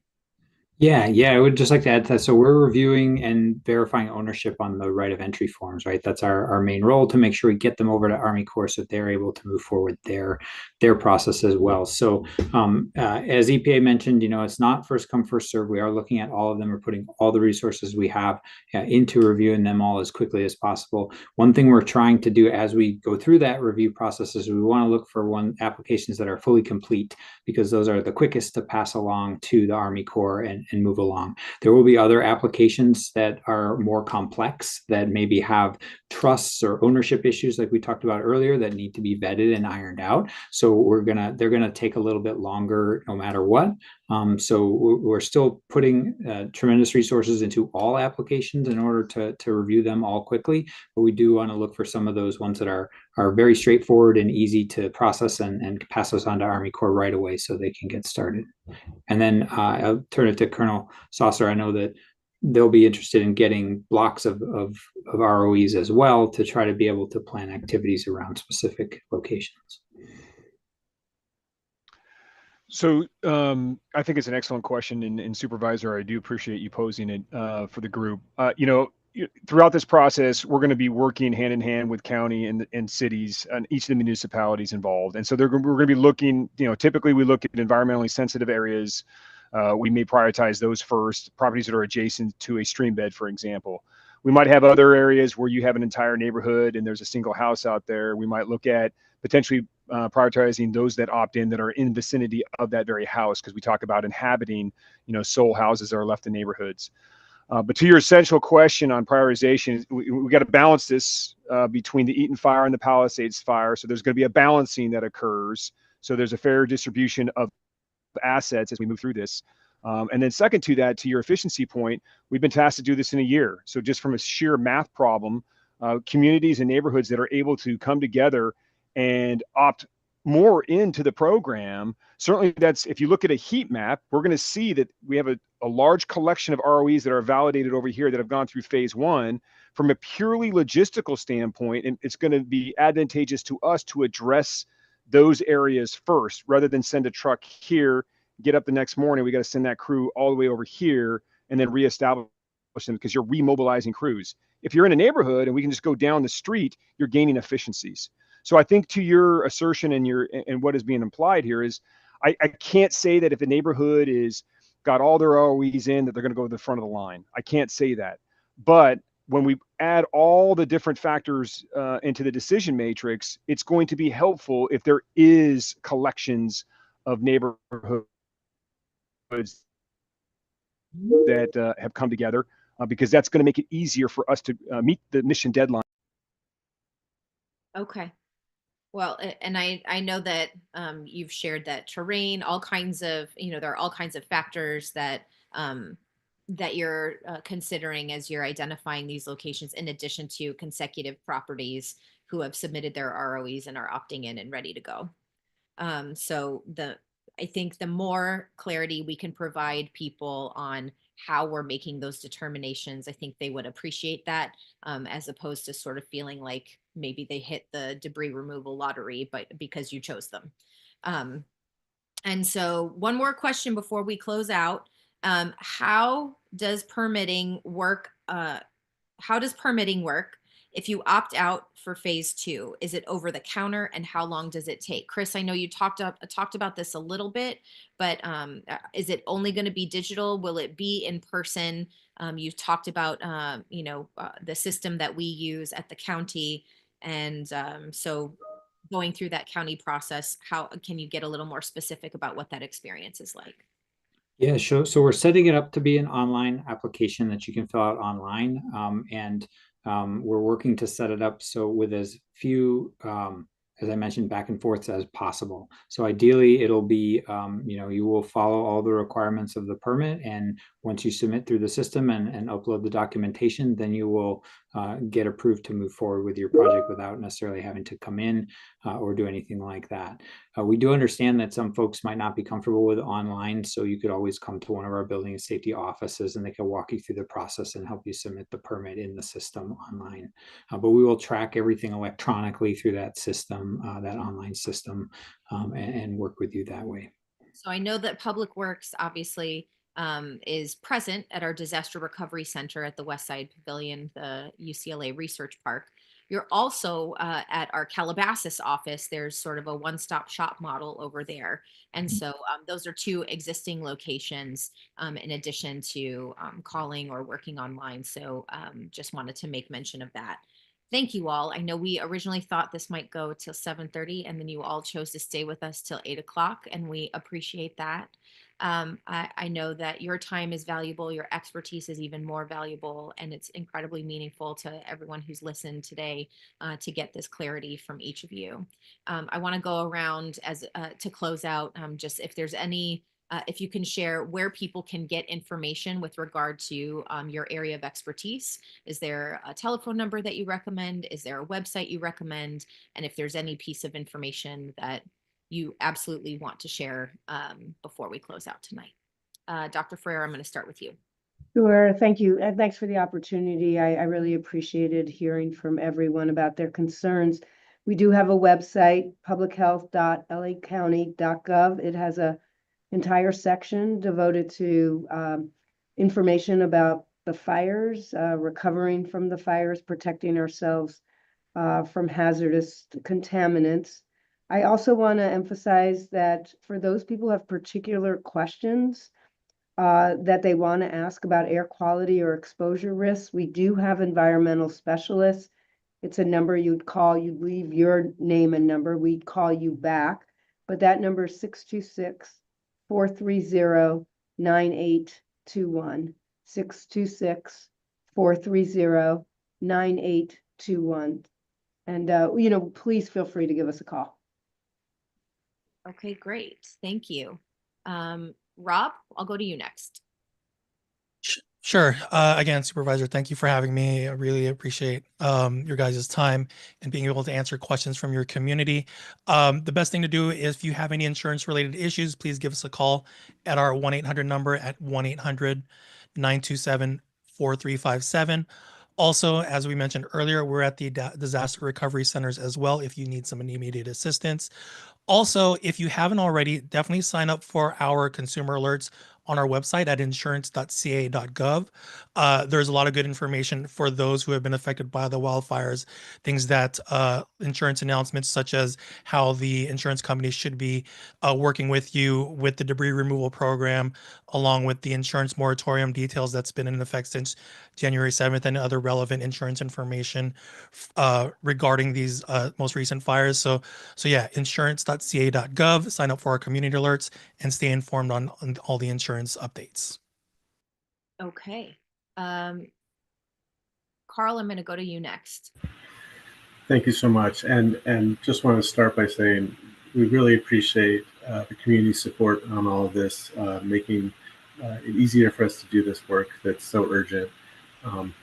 As I mentioned, or as was posted in the chat, we have a hotline. So if people have further questions, specific questions about their properties, they can call us up. Someone will answer and can look your property up and help you understand what you're seeing.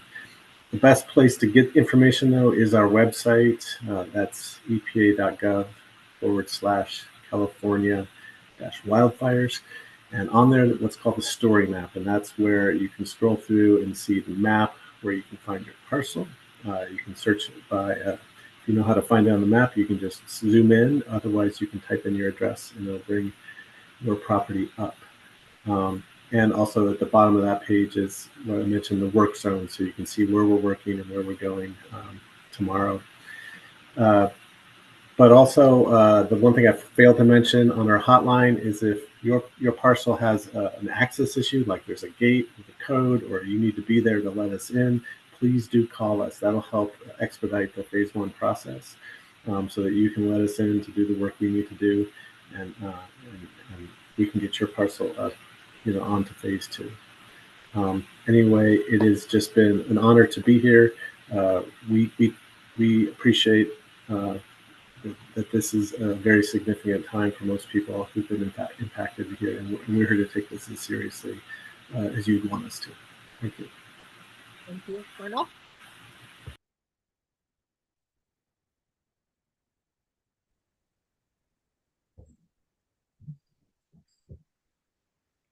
I'm sorry, Supervisor, if that question, if I was up next, sound is coming in and out for me. There are a couple. There's a number and an email that I've posted to the panelists. I know they're going to share it for everyone. My apologies, I didn't post it to everyone. The hotline for the Corps is 213-308-8305.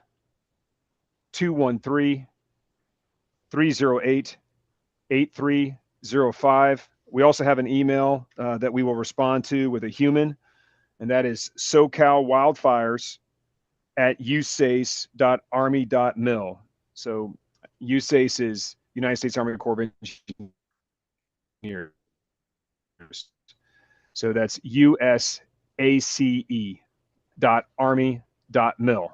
And so we'll go ahead and post that again.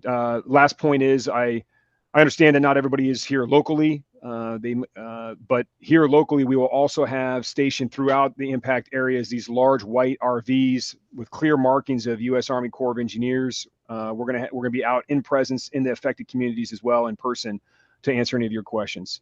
And thank you very much for having me tonight. Of course.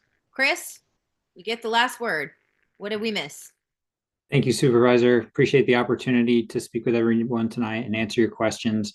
I would just say to visit recovery.lacounty.gov. We have a lot of information on there about the debris removal program and how to opt in or opt out, and more information is being added every day. So please check back frequently. If you have any questions, you can contact our hotline, 844-347-3332, and we'll be happy to answer any additional questions that you have. Thank you. Thank you to everyone who joined us. So this is being captured and will live on YouTube for people to be able to access going forward. We also know how important it is for you to get trusted and verified information. So we will continue to have a press conference on Wednesday mornings with the county, all of our county partners on the work that the county is leading. And we'll continue to host town halls just like this one to be able to share information. We know new questions will come up. We hope this is helpful for people on a going forward basis who might not have been able to join us tonight. Any questions that you have, you can also reach out to our office. And I just want to thank all of our panelists once again. You spent a lot of time with us tonight. Thank you.